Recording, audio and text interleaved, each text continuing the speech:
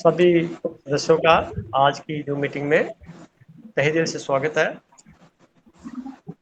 पिछला जो अभ्यास आप लोगों ने किया, अब हम नाइन्थ भाव के बारे में बताते हैं, फिर उसके बाद हम सबके क्वेश्चंस लेंगे। तो नाइन्थ भाव का जो लॉर्ड है वो कौन कौन से भावों में बैठ करके क्या परिणाम देता है। तो पहले तो ये देखिए कि नाइन्थ भाव का जो एट्रीब्यूट्स हैं, जो उसके कारकत्व हैं, वो हैं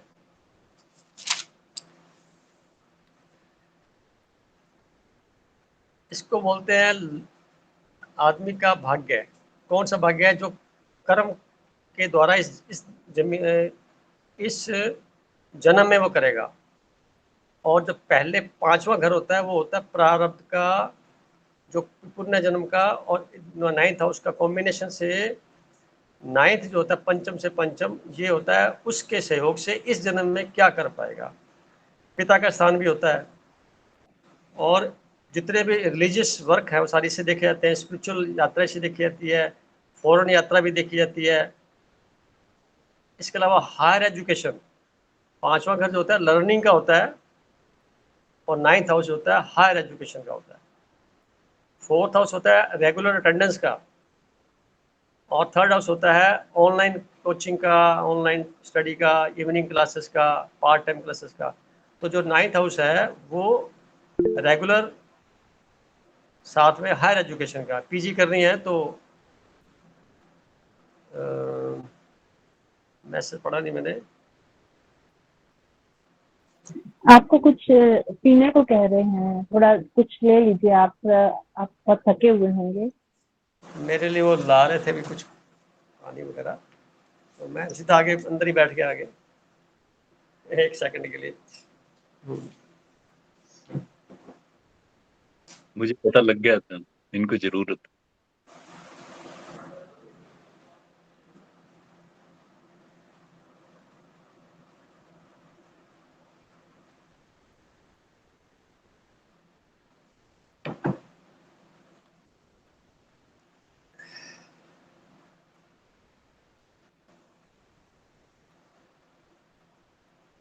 तो हम देखते हैं नाइन्थ हाउस का कनेक्शन अगर एक से हो जाए तो क्या होगा।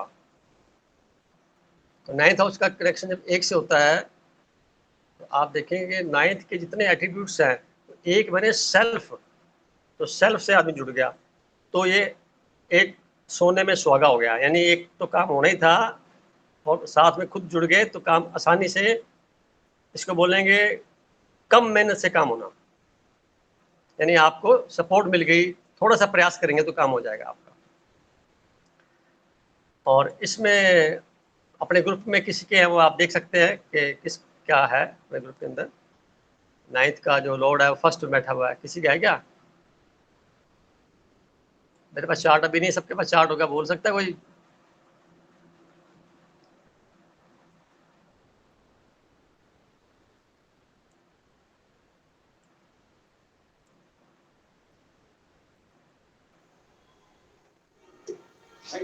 गरिमा गरिमा जी का आप बता दो। गरिमा को नहीं पता, गरिमा है भी नहीं। गरिमा का चार्ट नहीं है, उसका एक नाइन्थ में लॉर्ड है वो फर्स्ट में बैठा हुआ है। हमारा भी 9 में ही है। और जयश्री का भी बता देंगे सर, जयश्री भी नहीं है। जैसे बता दूंगा मैं, इनका भी नहीं बैठा हुआ, हिमांशु का भी नहीं बैठा हुआ, मीनाक्षी जी का भी नहीं बैठा हुआ, और मोनिता जी का देखें तो मोनिता जी का भी, सोनिया जी का भी नहीं है। मेरा 12वें में है। सोनिया जी का तो नाइन्थ में ही बैठा हुआ है। हाँ जी सर। सोनिया जी का नहीं बैठा हुआ।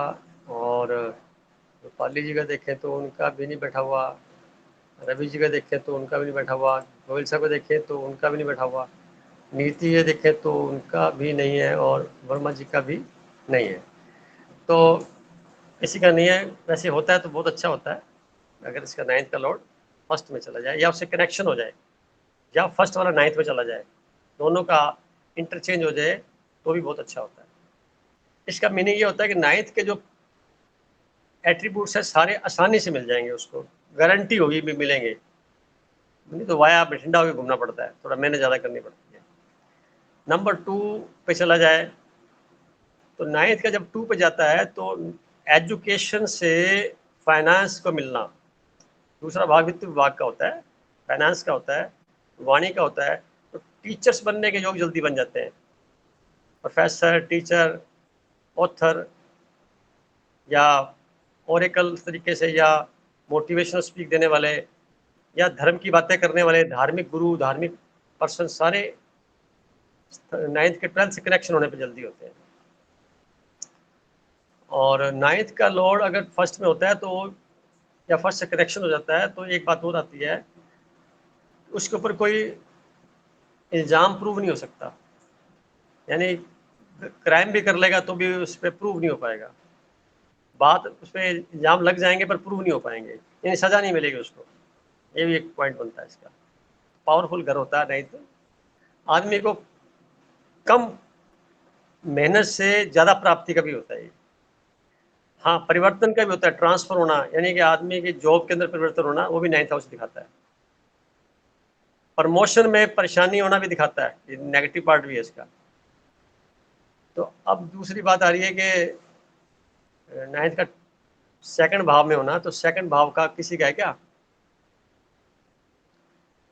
सेकंड भाव का भी मुझे नहीं लगता किसी का है।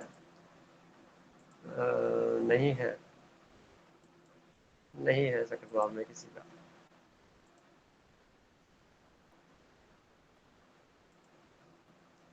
आपने अपनी कुंडली देख ली होगी ना, जो लोग जुड़े हुए हैं, नहीं है।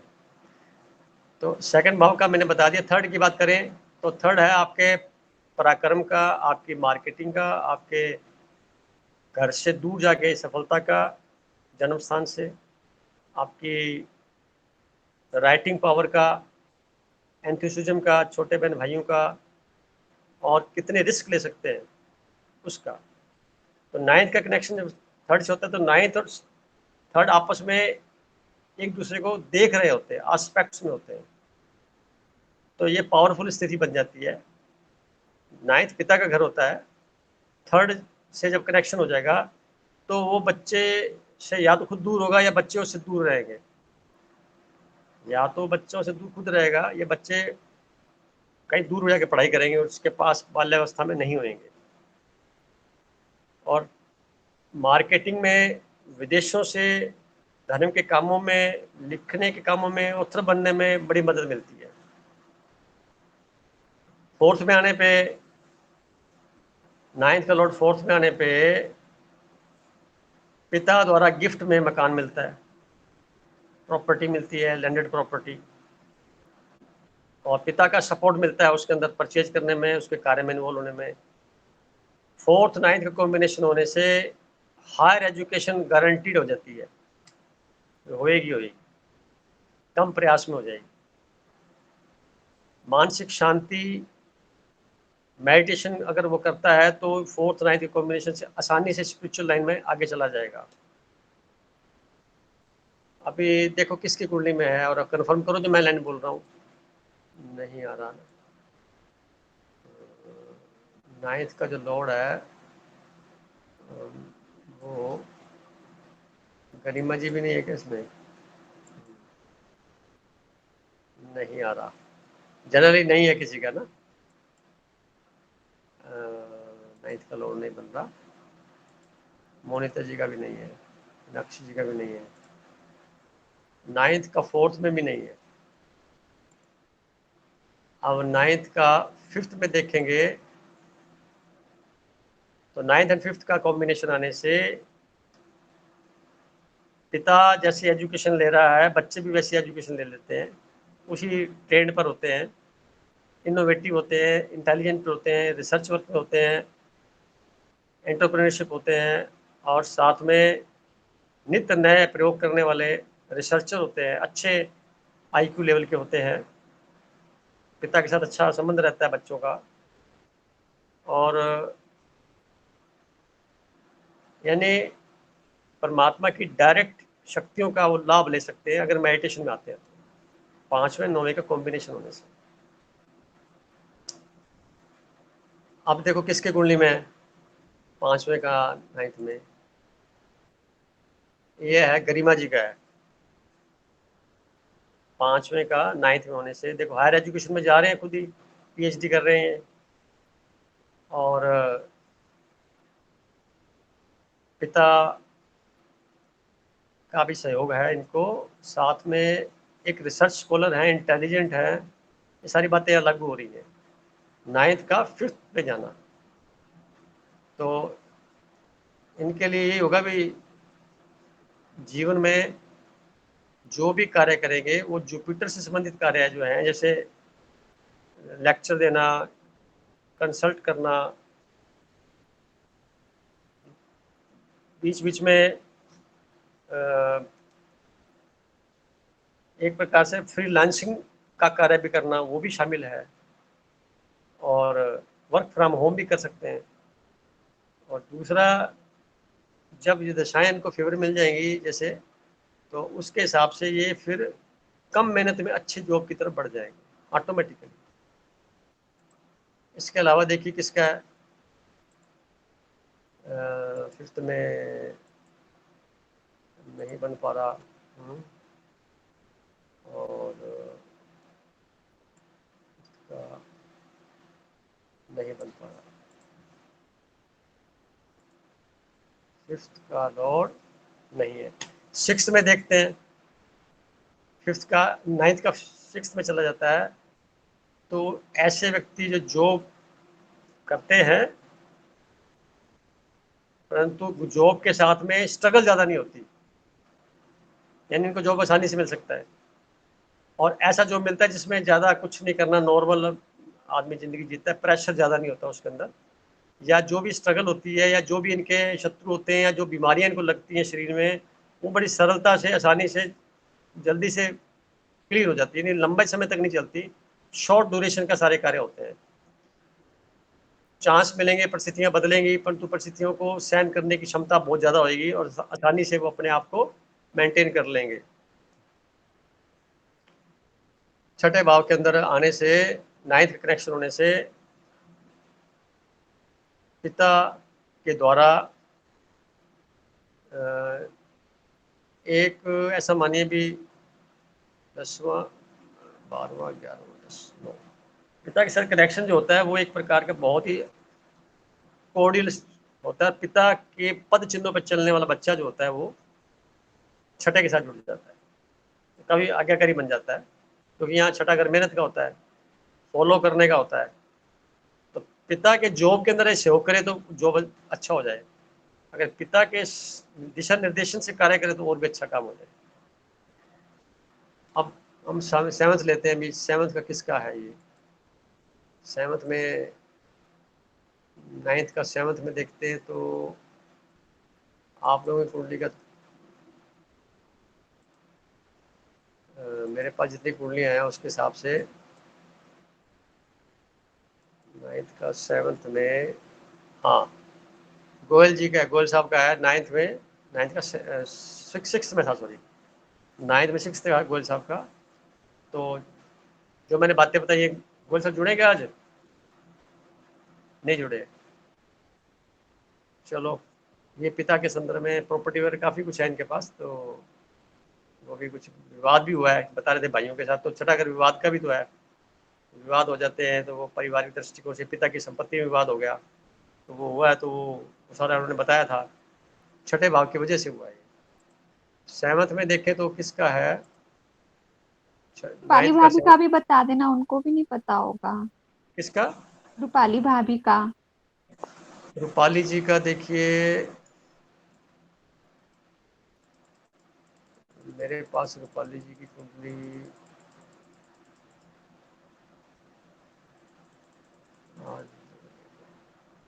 हाँ उनका है 11th हाउस में, तो वो आएगा, नंबर आएगा आगे। 6th हो गया। 7th की बात करें, 9th का जब 7th से कनेक्शन होता है तो बच्चे की जो मैरिज होगी वो पिता के माध्यम से, पिता के द्वारा, उनके किसी रिलेटिव के द्वारा, पिता की मित्र मंडली के द्वारा, पारिवारिक दृष्टिकोण से वहां से रिश्ता आकर के होगी, और पिता का जो सहयोग है वो बहुत अच्छा होगा, क्योंकि वो बाहर अपने पिता के घर से 12, 11 और 10 नंबर पे आ गया, तो पिता का स्टेटस, जैसे जैसे बच्चे का स्टेटस बढ़ता है, पिता का स्टेटस बढ़ना शुरू हो जाएगा। बच्चा जिस दिन पैदा होगा तब से लेके आगे जैसे बड़ा होगा, पिता को भी लाभ होता चला जाएगा। ये 10th का 9th का 7th में आने पे होता है। तो अब रूपाली जी का तो नहीं है, और अभी देखिए सोनिया जी का भी नहीं है, अनिल जी का भी नहीं है, उर्मिला जी का भी नहीं है इसमें। रवि भैया का?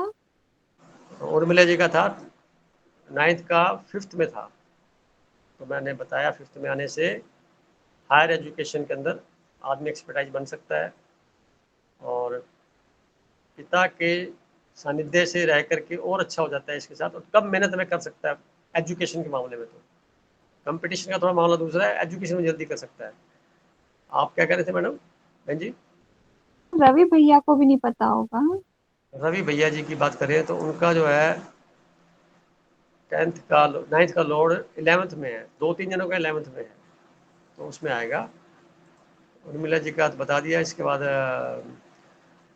9th का लॉर्ड 8th में जब आता है, अब जो पॉजिटिव पॉइंट तो ये है कि भाग्यज में लिखवा के लाया कि वो अकल्ट साइंस के अंदर जल्दी तरक्की कर लेगा, और 8th हाउस के जितने भी एट्रीब्यूट्स हैं उनमें उसको मदद मिलेगी, जितने भी दुख तकलीफ है उसकी मात्रा कम हो जाएगी। और नेगेटिव पार्ट क्या है, पिता के लिए वो ठीक नहीं होगा। जब दशा शुरू हो जाएगी तो पिता इस धरती पर रहे ना रहे, बीमार हो जाए, कुछ हो जाए, यानी सेपरेट हो जाए, उसकी वजह से उसको अलगाव हो सकता है। और 9th का जब 8th में आता है तो धर्म की दुनिया में, आध्यात्मिक दुनिया में वो नई रिसर्च करता है जो पहले नहीं हुई। तो ऐसे लोग जो धर्म गुरु बन जाते हैं या बहुत बड़े विद्वान बनते हैं, धार्मिक क्षेत्र में जाके संत लोग होते हैं, उनकी कुंडली में ऐसा हो सकता है। परिवार से दूर हो जाते हैं, पिता से दूर हो जाते हैं, इसलिए अपना पिता उम्र में पहले ही चला जाते हैं, छोटी उम्र में ही, या उनसे दूर हो जाते हैं। जैसे महात्मा बुद्ध की बात करें तो ये लोग यहाँ तरक्की करते हैं ज़्यादा, कुछ नया दे के जाते हैं 9th का 8th में आने का। और 9th के अंदर ही हो तो 9th के अंदर होने वाले देखो कितने ग्रह हैं। एक तो सोनिया जी का है, हाँ जी सर। एक अब सर सूर्य मेरा ग्रह, भी है। सूर्य ग्रह जो होता है ना, हाईली सात्विक ग्रह होता है, सच्चा ग्रह होता है, प्योरली। अब गुरु के साथ बैठ गया आपका 9th में, बहुत अच्छा कॉम्बिनेशन है। तो आध्यात्मिकता में आपको जितना ज़्यादा समय देंगे, कई गुना मल्टीपल होकर के आसानी से उसको आगे बढ़ते सीखते चले जाएंगे, और कुछ अच्छा फील करते चले जाएंगे। ये यहाँ से पता लगता है।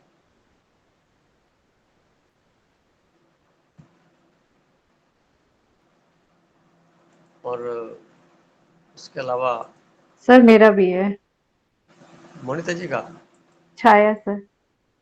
छाया जी का है आपका 9th में बैठा हुआ है, बिल्कुल अच्छी बात है। तो आप देखिए ना, पेड़ पौधों से कितना प्यार रखते हैं।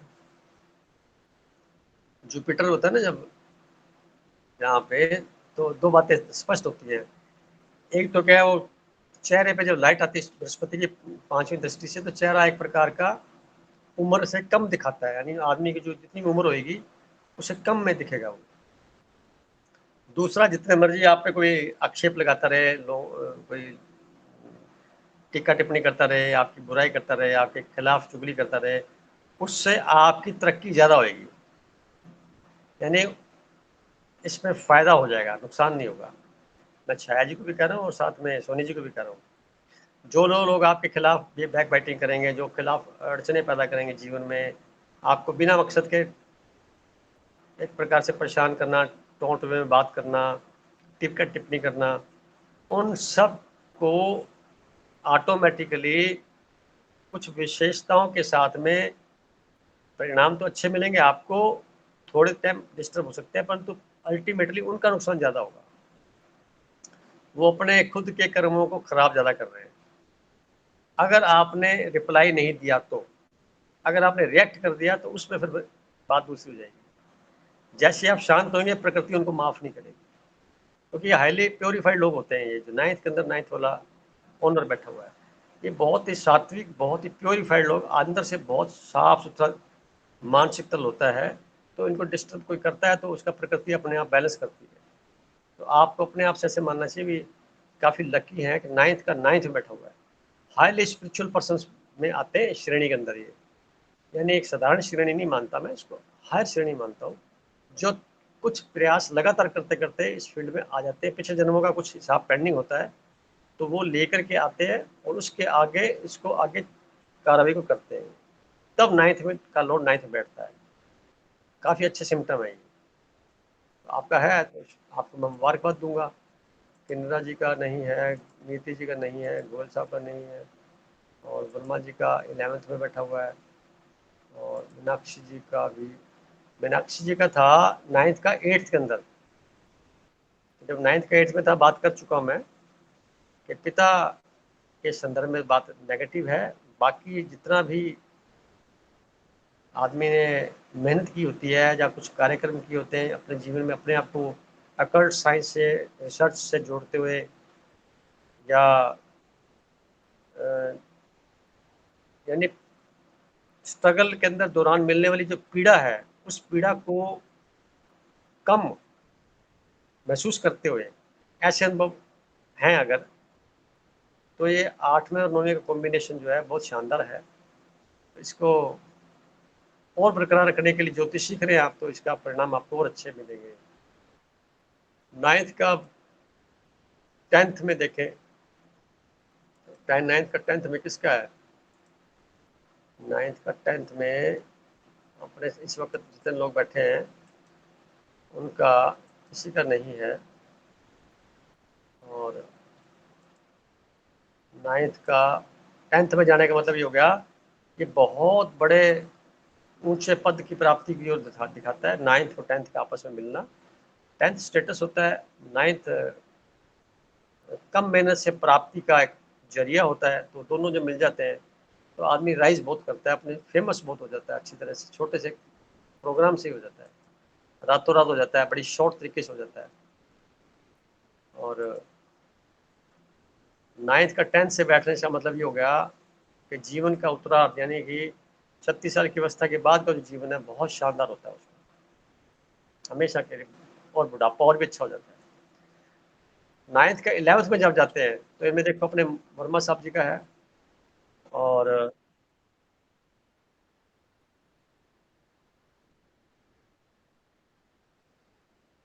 रूपाली का है, मेरा है, मेरे बेटे का भी है।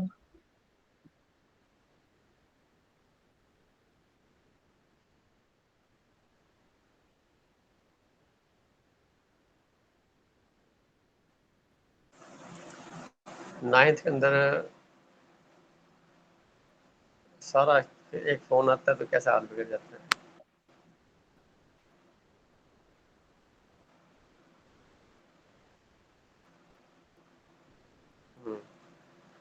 रूपाली जी का है, किन्नरा जी का है, और वर्मा जी का है, और किसका है? 3 जने हो गए।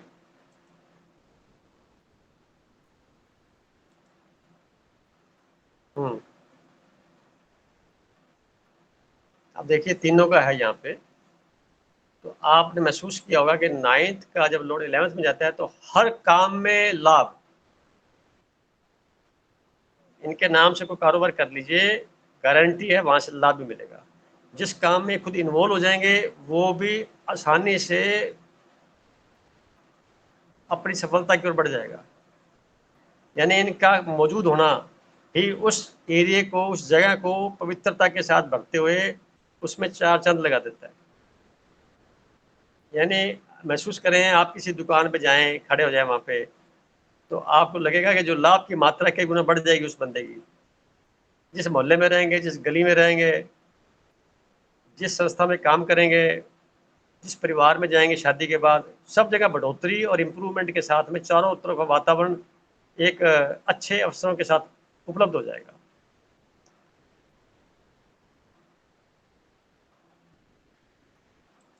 तो मैं जो कह रहा हूँ, जो 3 जने सुन रहे हैं उनमें से लगता है ऐसा कुछ सही है? तो भाई साहब किन्नर जी, हैं?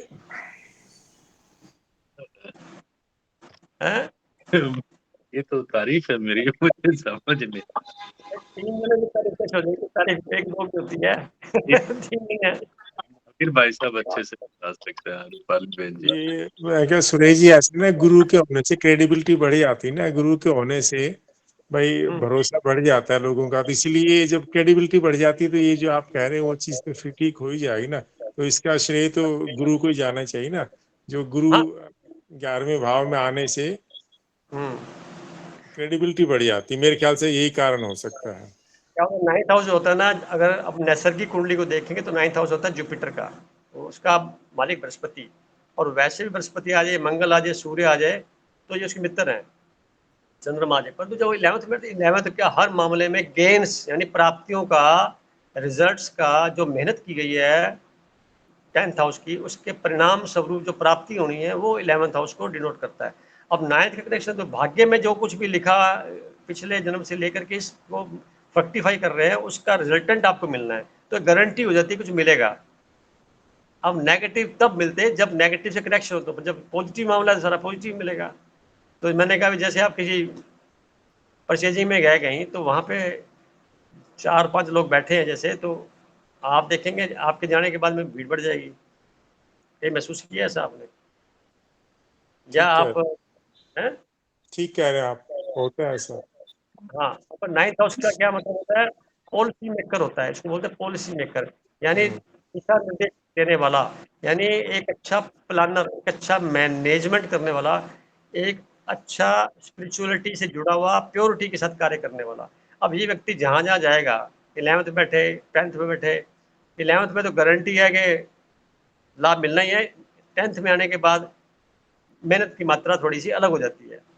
और तीसरा एक पॉइंट और आता है, 9th का 11th में जाता है, तो वहाँ जो जमीन है वो शनि ग्रह की है और ये बृहस्पति का।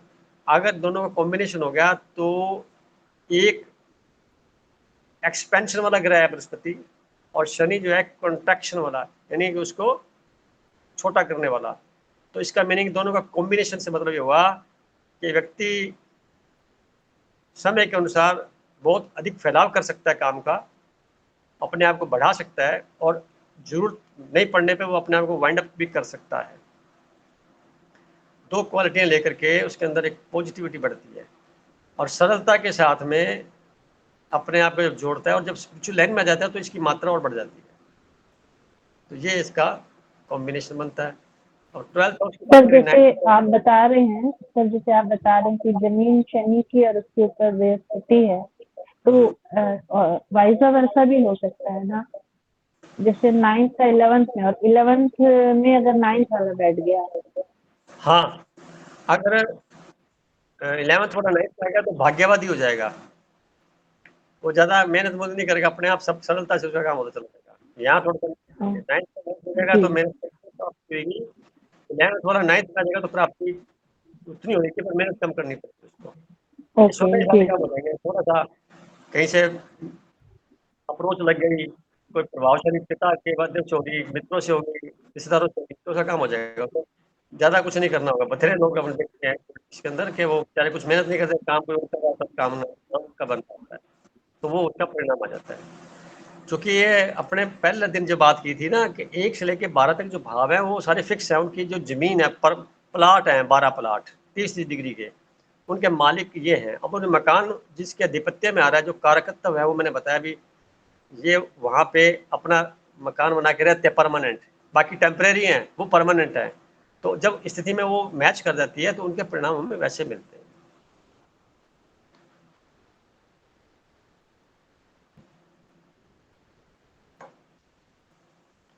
अब 9th का 12th में चला जाए तो ऐसे लोग तो विदेश ही जाते हैं। अब देखो 9th का 12th किसका है? 9th में 12th का मेरा है, मेरा। मोनिता जी का। तो आप जगदलपुर में पैदा हुए और रहते कहाँ हैं? जगदलपुर में ही रहते हैं। अब आप देखिए कुंडली खोलिए अपनी आप, जी, उसमें देखिए मरकरी के साथ आर लगा हुआ है, रिट्रोग्रेड। जी, अगर ये नहीं होता आर तो फिर आप विदेश में होते। सर बचपन में गए थे। भूटान। बचपन में ज्यादा दूर नहीं, भूटान गए थे। टेम्परेरी चले गए ना आप। जी। हाँ, और रूपाली जी का भी 9th का 11th में है, और इसके अलावा 9th का 11th में, और किसी नियति का, दीदी का किस में है? नियति दीदी का नीति जी का है, हाँ 12th में है। तो नीति जी जहाँ पैदा हुए हैं वहीं पे जॉब किया है या कहीं चेंज भी हुआ है इनका, पूछना पड़ेगा इनसे। बैठ जुड़े हैं क्या आज? नहीं है। आज नहीं है शायद वो। नहीं सर, नहीं है। देखो इनके साथ क्या है, नीति जी का 9th का सूर्य बनता है और साथ में शुक्र, मरकरी और मंगल भी बैठे हैं। ये जमीन है बृहस्पति की, वहाँ मंगल का होना अच्छा है, सूर्य का होना अच्छा है, और मरकरी का नहीं होना अच्छा, और शुक्र का होना भी ठीक ठीक है। तो क्या होता है, जब 4 ग्रह मिल गए तो इनके जो परिणाम है वो एवरेज में कहीं आ जाते हैं। और इतना बात तय है कि मरकरी और सूर्य जब जुड़ते हैं तो एक सरकारी तंत्र से जोड़ते हैं। तो बताया था पहले भी मैंने, तो ये उनको जॉब इनका सरकारी तंत्र में है, तो अच्छा वाला ठीक ठाक किया इन्होंने जीवन में। अब इनको तो ये अभी जितनी चैरिटी करेंगे, क्योंकि 12वां घर चैरिटी का होता है, जितनी चैरिटी करेंगे अपनी काफ़ी दुविधाओं से बचत हो जाएगी। क्या होता है कि 10% का बजट बना के हमने देना शुरू कर दिया, तो 12वें का जो नेगेटिव पार्ट है वो मैक्सिमम मिनिमाइज हो जाएंगे। नहीं तो क्या होगा, हमें वो पैसा उससे कहीं ज़्यादा देना पड़ेगा, अपनी शोहरत देनी पड़ेगी, अपने शरीर का नुकसान कराना पड़ेगा, कुछ ना कुछ होगा जरूर। तो कोई बैलेंस बनना है, बैलेंस को बनाना है प्रकृति ने, वो सिस्टम से पता लगता है अपने। अब इसमें डिग्री वाइज देखते हैं कौन कौन सी डिग्री में कितने कितने पावरफुल हैं, या किस प्रकार का उनका डिग्री वाइज कनेक्शन होता है। एक बीच में बात ले लेता हूँ, ये तो पूरा हो चुका, 9th 10th अगली बार करेंगे। आप अपने कुंडलियों के हिसाब से पहले घर से शुरू करिए, जो ग्रह वहाँ पे है उसकी डिग्री, फिर उससे ग्रह अगले घर की डिग्री, फिर उससे अगले घर की डिग्री, ये 9 पूरा कनेक्शन कर देखिए कि इनके आपस में दूरी कितनी है, एक ग्रह से दूसरा ग्रह कितनी दूरी पे जा रहा है। खास तौर से बुध ग्रह जो है, बुध ग्रह हमारा एजुकेशन से जुड़ा हुआ होता है। जितना अच्छा बुध होगा किसी कुंडली में, उतना अच्छा हायर एजुकेशन से जुड़ा हुआ इंसान होगा। और अगर उसने पढ़ाई नहीं की है कॉलेज की, तो भी काफ़ी इंटेलिजेंट होगा। ऐसे कई बार देखते हैं ना, पढ़ाई कॉलेज स्कूल में कम की होती है परंतु इंटेलिजेंस बहुत ज़्यादा होती है, तो बुध ग्रह का बड़ा रोल होता है। तो बुध ग्रह अगर सूर्य से पहले है, सूर्य के बाद है, शुक्र से पहले है, शुक्र से पहले है, बृहस्पति से आगे है, पीछे है, इन सब के मीनिंग है ये। तो जैसे उसका पीछे रहना ज़्यादा बढ़िया है, आगे आने से फिर वो बेलगाम हो जाता है। तो बेलगाम हो जाता है तो आप देखेंगे कि उस पर्टिकुलर जो एट्रीब्यूट्स हैं उसमें कुछ ना कुछ एक्सेस में चली जाएगी, तो वो संभाल नहीं पाता, फिर ज़रूरत से ज़्यादा उसके अंदर बोलने से नुकसान हो जाता है, क्योंकि वाणी का कारक है बुध ग्रह, और एक्सप्लेनेशन का कारक है, एनालिसिस का कारक है, सारा उसमें एक्स्ट्रा बढ़ जाती है मात्रा। तो आज ये तो हो गया मैटर। अब आप लोगों के क्वेश्चन जितने भी हैं, जितने हैंड रेज कर रखे हैं, मेरे से पूछ सकते हैं, फिर अपने आगे चलते हैं। क्या किसी के मन में कोई बात आ रही है? भाई जी, ये पूछना था कि पंचक का क्या मतलब होता है? जैसे दशहरे में बता रहे कि पंचक लग रहा होता है, पंचक जो बोलते हैं ना, पंचक, उसका अच्छा, क्या मतलब है? पंचक का 5 चंद्रमा जब 5 कंसिक्वेंटली या कंटिन्यूसली 5 नक्षत्रों के ऊपर चंद्रमा क्रॉस होता है, तो वो जो पीरियड है 2.25 दिन का, एक राशि का 5 दिन का प्रोग्राम होता है, 5 नक्षत्रों में चंद्रमा गुजरता है, उस दौरान उसको पंचक बोलते हैं। इस दौरान माना यह जाता है कि इसमें शुभ कार्य की आरंभ नहीं करना होता। कोई भी शुभ कार्य है, खास तौर से मैरिज का, खास तौर से छत डालने का मकान की, खास तौर से घर के अंदर कोई फर्नीचर बनाने का, खास तौर से कोई ऐसा कार्य है जो शुभता को लिए हो, जिसमें हर्ष और उल्लास जुड़ा हुआ है और हम उसमें खुशी मनाना चाहते हैं, तो इसको थोड़ा अवॉइड करते हैं। कारण ये है कि अगर इसमें करते हैं तो कई बार क्या होता है, इसके नेगेटिव परिणाम मिल जाते हैं, ऐसी धारणाएं हैं। परंतु अगर हम धारणाओं को मान के चलते हैं तब तो ठीक है, अगर नहीं मानते हैं तो जिनकी कुंडलियां जागृत है, अपना आंख बंद की, दिव्य संगीत सुना, चल पड़े, सब काम ठीक हो जाते हैं, वो बात दूसरी है। पर पंचक का बताया कौन से वो 5 हैं, तो सबसे अंतिम है रेवती। अब देखो रेवती नक्षत्र कौन सा है, 12वां नक्षत्र, 27वां नक्षत्र है ना। जी जी। तो रेवती 27वां नक्षत्र है, तो इससे पहले वाले नक्षत्र चेक करिए ना। देखिए रेवती से पहले है उत्तरा भाद्रपद, पूर्व भाद्रपद, शतभिक्षा, घनिष्ठा, 1 2 3 4 5।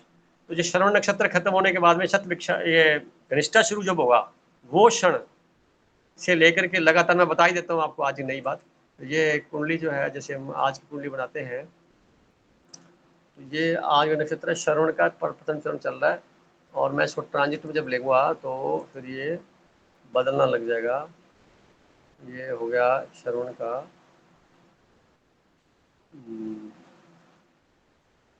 और नोट कर लीजिए 23 अक्टूबर को शाम के 5:57 से लगातार पंचक शुरू होते हुए ये मरकरी का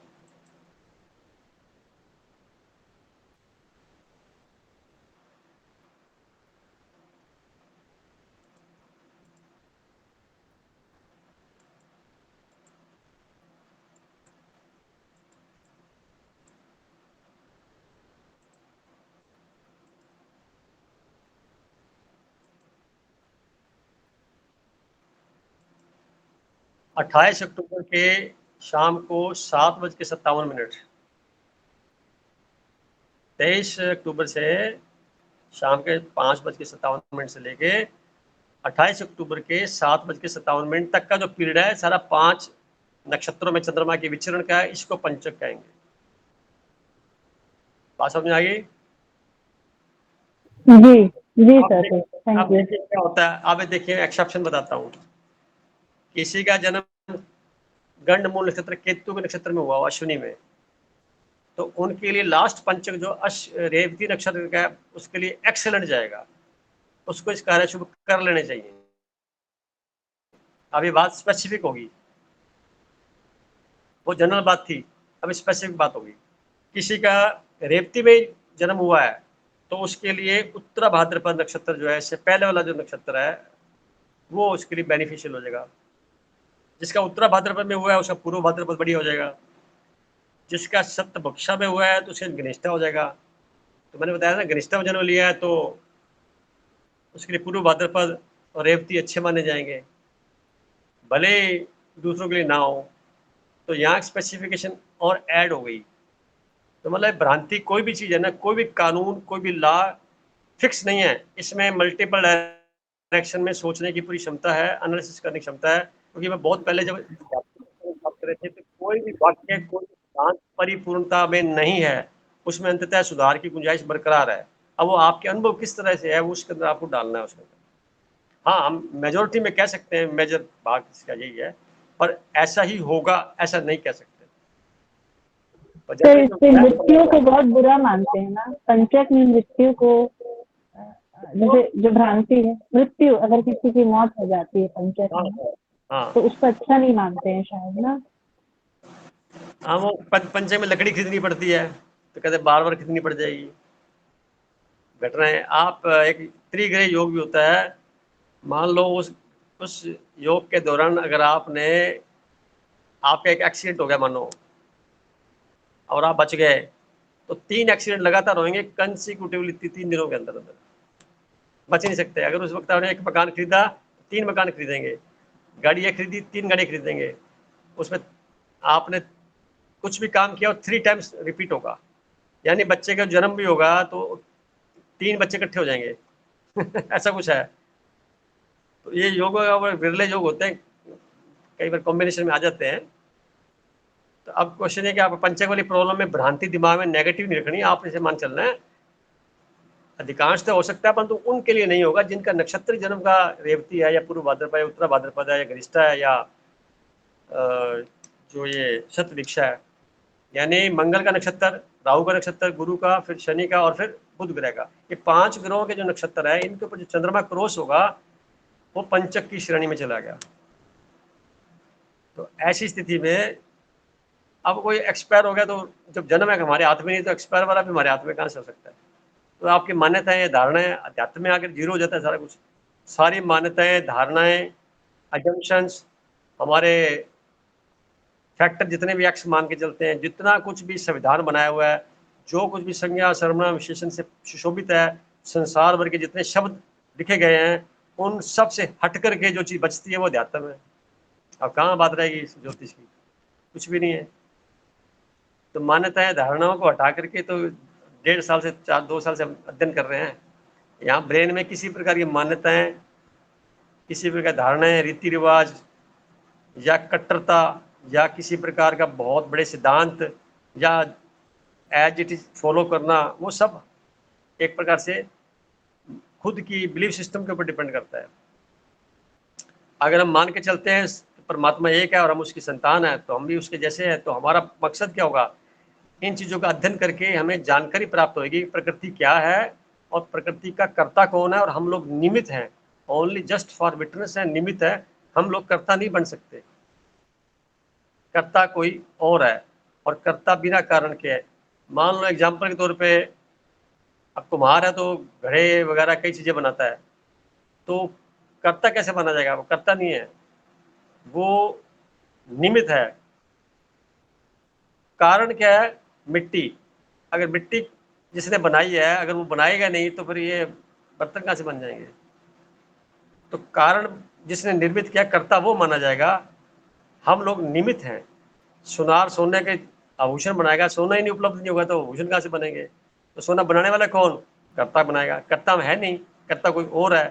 तो उसके द्वारा उपलब्ध सामग्री के हमने उपयोग किया, तो हम उसके बीच में निमित्त बने। अपने आप को यहाँ बात थोड़ी सी यहाँ लानी पड़ेगी। जैसे कोई कलाकार कुछ भी करता है, तो कला का डेवलपमेंट शुरू हुआ कहाँ से? करता तो कोई और है, कारण कोई और है, हम उसके बिहाफ पे कर रहे हैं। यानी आज चर्चा भी कर रहे हैं, तो जो ज्ञान दिया ऋषि मुनियों ने दिया है, तो ऋषि मुनियों ने ज्ञान दिया जब कारण था तब तो ज्ञान दिया ना।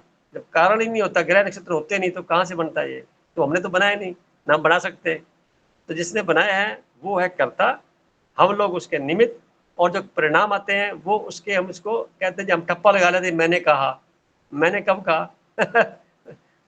तो ठीक है, अपने आप को भ्रम में रखना अलग चीज़ है। वह वास्तविकता तो ये है कि उसके कार्य में हम, वो हमें यूज कर रहा है अच्छे के लिए, तो हम अपने आप को समर्पित करके कर रही है, हमारी ड्यूटी बनती है। ताने जी, आपने कुछ निशान लगाया, मैं समझ नहीं पाया क्या है। मैंने क्या क्लैपिंग की है। क्लबिंग है? अच्छा। मुझे पता, ये मुझे नहीं पता था आप इस तरह के भी कार्य करते हैं। तो क्या है कि आप सच्चाई पत्र में अध्यात्म का जो लास्ट का जो बिंदु है, अगर सारांश समझ में आ जाता है, किसी काम में हम करता नहीं है। कारण हमने पैदा नहीं किया, कारण कुछ है, पहले से मौजूद है और हमने उसका इस्तेमाल किया। और करता हो कि नहीं, निमित्त बनकर करता तो करवाने वाला कोई और है। बहुत गहरी बात बताई है आपने, हैं? बहुत गहरी बात बताई है। देखो, जो समझ में आया, चर्चा चल रही थी कि बीच में आगे लाइन, क्योंकि फंडामेंटल तो अध्यात्म से जुड़े रहना है, तो ज्योतिष के पीछे में आ गया। सबको एक तकरीर करे, समाज में खूब फैला हुआ है ज्योतिष के प्रति, इतना ज्यादा, मतलब लोगों का बहुत ज्यादा परेशानियों में मेरे पास जब आते हैं, उलझ के आते हैं, तो 5-10 मिनट में क्लियर कर देता हूँ, बात कर देता हूँ सारा कुछ है क्या है, क्यों ऐसे परेशान होते? आप अपने कर्मों की तरफ क्यों ध्यान आपने इस बात में गीता का पूरा सार ही सुना दिया। देते? अब ये सुनाने वाला भी कोई और ही है। हम तो बताया ना मैंने, we are just instrument being played by someone. बजा रहा है, बज रहे हैं, हम गवाह हैं, हम महसूस कर रहे हैं कि आप लोगों को समझ में आ रहा है। अच्छा, इतनी सी बात सरल में आगे समझ में, कारण और कर्ता, इससे पहले तो चर्चा नहीं करती। ये ऑटोमेटिकली जब महसूस करते हैं इन चीजों के बीच में, तो परिक्रम अपने आप ही निकलने शुरू हो जाते हैं। क्रिस्टल क्लियर तब होता है जब हमारा मस्तिष्क उस तरंगों को ले लेता है। साहेबन जी ने हाथ उठाया हुआ है, अरे, बताइए बहन जी क्या जानना चाहते हैं? वैसे आज ये खिड़कियां सबकी पता नहीं क्यों बंद है, इतनी ठंड तो नहीं है। देखो तान्या जी ने एक विशेष बात कही है, सब पहले अपने आपको पेश तो करिए। किन्ना जी तो छुपे हुए हैं। क्या आई कॉन्टैक्ट जब तक नहीं होगा, मैंने एक दिन पहले भी कहा था, दृष्टि जाती है पूरी पूरी, फेस पे जाती है, आपके ओरा पे जाती है, वार्तालाप के दौरान जाती है, तो क्रिस्टल क्लियर वैसे कुछ हद तक हो जाते हैं। मैं हमेशा कहता हूँ आई कॉन्टैक्ट के साथ हमारा ध्यान यहाँ होना चाहिए, थोड़ा सा आंख खुश, थोड़ा ऊपर, फिर देखिए और सारा नजर आना शुरू हो जाएगा। अपना भी जो देख रहे होते हो, अपना और ही देख रहे होते हो, बात कर, उसका तो क्लीन होने ही होता है, अपना भी हो जाता है। तो छाया जी बोलिए क्या कह रहे थे? सर प्रश्न तो मेरे को कुछ और पूछना है, लेकिन बीच में जो ये पंचक की बात चली, तो जैसे हम बात करते हैं तो उसमें जो बच्चे जन्म लेते हैं उसमें कुछ अलग से होती है या जैसे मैंने सुना, मैं आपसे क्लियर करना चाहती हूँ कि उनमें थोड़ी एनर्जी ज्यादा होती है नॉर्मल बच्चों से, ऐसा कुछ होता है? देखिए, मंगल का पहला नक्षत्र है, मंगल एनर्जी वाला होता है, इसका मीनिंग ये है कि एनर्जीवान है, ऊर्जावान है। राहु है वो एनर्जी बेलगाम एनर्जी है, यानी मंगल की एनर्जी तो संतुलित की जा सकती है, राहु की एनर्जी को संतुलित नहीं किया जा सकता, बहुत प्रगाढ़ और बहुत मतलब उसकी प्रचंड होती है। उसका बृहस्पति आ गया, बृहस्पति विशालता का कारक है, इसकी एनर्जी तो और स्पिरिचुअल और प्योरिटी वाली होती है। फिर रही बात आगे शनि की, शनि विशाल ग्रह, पर तू एनर्जी तो है, पर इस्तेमाल जब करेगा तब इसको मोटिवेशन की जरूरत रहेगी, बिना मोटिवेशन के एनर्जी यूज नहीं कर पाएगा, ये आलसी हो जाएगा। अब रही बात इसके आगे बुध ग्रह की, रेवती नक्षत्र की, वो नक्षत्र क्या है, इंटेलेक्चुअल के तौर पे, एनालिसिस के तौर पे, एनालिटिक में, यानी मेहनत कम करेगा, दिमाग का काम ज्यादा करेगा। आप चेक कर सकते हैं जिसके नक्षत्र में ऐसा है तो उसकी जो कार्यशैली वैसी नजर आएगी आपको। तो आपने ठीक कहा, ये अंतिम जो 27 नक्षत्रों के 23, 24, 25, 26, 27 है ना, ये वो नक्षत्र लास्ट में है ये। तो जब 360 डिग्री का पूरा पटल है, तो आप देखेंगे कि लास्ट के जो 3 राशियां हो जाती है इसमें लगभग, तो एक राशि 30 डिग्री की है, तो लास्ट का 90 डिग्री का जो एंगल है, यानी 270 डिग्री से 360 डिग्री का जो पार्ट बनता है, ये साउथ ईस्ट का कॉर्नर भी हो गया। अगर वास्तु की बात करें हम तो साउथ ईस्ट कॉर्नर भी हो गया, तो वो ऑटोमेटिक एनर्जी का कॉर्नर, तभी किचन वहां बनाते हैं, अपने बनाते हैं ना किचन, साउथ ईस्ट में बनाते हैं, वो भी एनर्जी का शो करता है, ये भी एनर्जी शो करता है। आपका कहना संतुष्टि है, आपने अच्छा ऑब्जर्व किया हुआ है। सर मेरे कैसे बेटे का है, एंगल तब का? जब उसका जन्म हुआ तो सबको लगा कि अरे गंड मूलों में हुआ है, ये ऐसे होता है वैसे होता है, लेकिन मैंने जब थोड़ा इसके बारे में देखा मुझे यही समझ आया कि जैसे उसमें भी है, बहुत क्वेश्चंस करता है, वो रेवती नक्षत्र में हुआ है। तब मुझे लगा कि ऐसे नहीं है कि मतलब उस टाइम तो सबने ये कहा था कि मतलब अच्छा नहीं होता बच्चा, गंड मूलों में हुआ है, ये है। लेकिन मैंने ऑब्जर्व किया कि मुझे ऐसे लगा वो बच्चों को ना उनकी एनर्जी निकालनी जरूरी होती है, वो ज्यादा बच्चों से ज्यादा एनर्जेटिक, मतलब कुछ ना कुछ करने को चाहिए उन्हें, वो फ्री नहीं बैठ सकते। अब देखिए, आपने खुद बताया, ये मान्यताएं थी ना कि ऐसा हो, ऐसा बताया गया, उनको पास क्या अनुभव है, क्या एक्सपीरियंस है, और क्या अध्ययन किया हुआ है, और क्या रिसर्च की हुई, कुछ नहीं, किसी ने बता दिया, मान लिया। भारत में 99.99% लोग मानने वालों की भीड़ ज्यादा है, जानने वालों की भीड़ कहाँ है। एक 3 तरह के लोग होते हैं, मैं बात को इंटरनेट सिरे से ले जा रहा हूँ, अध्यात्म की बात कर रहा हूँ। मान बिना जाने मानना, ये भीड़ वाले हिस्से हो गए। जान करके मानना, ये सर्वोपरि हो गए। और जान करके भी नहीं मानना, ये तीसरे तरह के लोग हो गए। अब आप इसको जीवन में चेक करिए कि 4 ईंटें रखी, लाल रंग पोता उसके ऊपर से एक सिंदूर लगा दिया, एक छात में डंडा झंडा गाड़ दिया, बस मान लिया लोगों ने यहाँ पे पैसे डंगाने छोड़ कर देंगे। तो ये मानने वाली भीड़ ज्यादा है। तभी गली गली में, घर घर में मंदिर स्थापित करना, मोहल्ले में करना, यानी कि इतने लोग नहीं जितने मंदिर और छोटे छोटे धार्मिक स्थान बना रखे हैं। जबकि विदेश में तो कोई मंदिर नहीं है, कोई इस तरह का होता नहीं है, तो सारे क्या देवी देवता यहीं भी रहते हैं क्या, वहां से गायब हो रखे हैं, उनको वहां पे जगह नहीं रहने की। इसका कारण ये है कि हम लोग जानना नहीं चाहते, क्योंकि जानने के लिए मेहनत करनी पड़ती है, आलसी हैं सारे। इसलिए जो है, जिसने कह दिया मान लिया, जिसने कह दिया मान लिया, मान कर कचरा यहाँ भर लेते हैं, उसके बाद फिर चुगलियां करते हैं, इधर उधर बताते रहते हैं, जुगाली करते रहते हैं, इधर बता दिया, उधर बता दिया, उधर बता दिया, उनको कन्फ्यूज कर दिया। र्यूमर्स क्रिएट कहाँ से हो रहे थे, यही तो भारत में तो होते हैं, और कितना बड़ा बाजार है। अभी तो आर्टिफिशियल इंटेलिजेंस और शुरू हो गई है ये। अब क्या होगा कि ज़्यादा रिसर्च नहीं करेंगे, लड़का लड़की देखने जाएंगे, ज़्यादा रिसर्च नहीं करेंगे, हाँ ठीक ठाक है, उसके 2-4 लोगों से पूछेंगे, बाद में कर देंगे, बाद में 6 महीने बाद गड़बड़ शुरू हो जाएगी। अरे तभी इतना पहले रिसर्च कर लेते आप, सोचने की और इंटीग्रेट करने की, पश्चाताप करने की क्या जरूरत है। खुद गए जिनका स्ट्रॉन्ग होता है ना, वो पश्चाताप नहीं करते, बताऊं मैं आपको, वो स्ट्रेट फॉरवर्ड होते हैं, फट से किया और बात खत्म, जो आपने बातें की जो है। तो मानने वाले मानिए जरूर, पर तो जान करके मानिए। परमात्मा को कितने लोग जान के मानते हैं, बिना जाने मान लेते हैं, हाँ वहां मंदिर अच्छा है, भीड़ भीड़ वहां चली जाएगी, फिर उसके बाद अगले भीड़ मंदिर चली जाएगी, वहां से कुछ नहीं मिला तो अगले चली जाएगी। यानी ये क्या है, ये अपनी मूर्खता पे तो हंसता ही नहीं ना, वहां से कुछ मिला नहीं, वहां से कुछ मिला नहीं, वहां से मिल जाएगा। मैंने एक दिन बात बताई थी, शायद आपको रिपीट करता, बड़ा मजा आएगा। मेरे पास एक बंदा है, किसी धार्मिक स्थान की बड़ी चर्चा करने लग गया, तो मैंने कहा जी ठीक है, मैं जाना पसंद नहीं करता, मैं चला था, मेरी इच्छा होगी तो। कहने नहीं सर आपको लेके जाऊंगा मैं, मेरी इच्छा है, वहाँ पे सारी इच्छा पूरी हो जाती है, ये हो जाता है, वो हो जाता है। तो मैं क्या आपकी इच्छा पूरी होगी क्या? कहता हाँ। तो मैं क्या बस खुश रहे, मुझे मेरी इच्छा पूरी करना, तेरा क्या उचित है, मैं करा लूंगा, मुझे इच्छा पूरी करानी नहीं कोई, क्या इच्छा कराऊंगा पूरी, मैं मेरे कर्म करूंगा तो उसकी इच्छा पूरी होगी। तो वो कई देर तक मेरे ना गीत गाता रहा इस तरह से उधर के, और मैं कैसे जाएगा नहीं। तो मैंने कहा सुन मेरी बात यार, मैं जो कुछ भी आज तक संसारिक तौर से कमाया है ना, मैं स्टाम्प पे 1000 रुपये लिख के दे देता हूँ, और मैं तेरे साथ चलने को तैयार हूँ, मैं अपनी गाड़ी से जाऊंगा, तेरा किराया भी खर्च नहीं होने दूंगा, मेरी एक इच्छा पूरी हो जाए, अगर वो हो गई तो मैं वहीं पे दास बन के रह लूंगा, जिंदगी भर सारी बिताऊंगा, मैं सारे काम छोड़ दूंगा, एक इच्छा पूरी कर दे मैं खुश हो जाऊंगा। कहता क्या इच्छा है? मैं मेरा भारत देश ईमानदार बन जाए।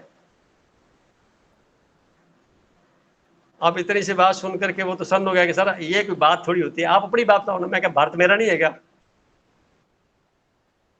कोई बात नहीं, भारत बहुत बड़ा विशाल है, समझ में नहीं आ रहा, ऐसा कर मेरे राजस्थान स्टेट को ईमानदार बना दे। तो फिर वो चुप होकर बैठ गया।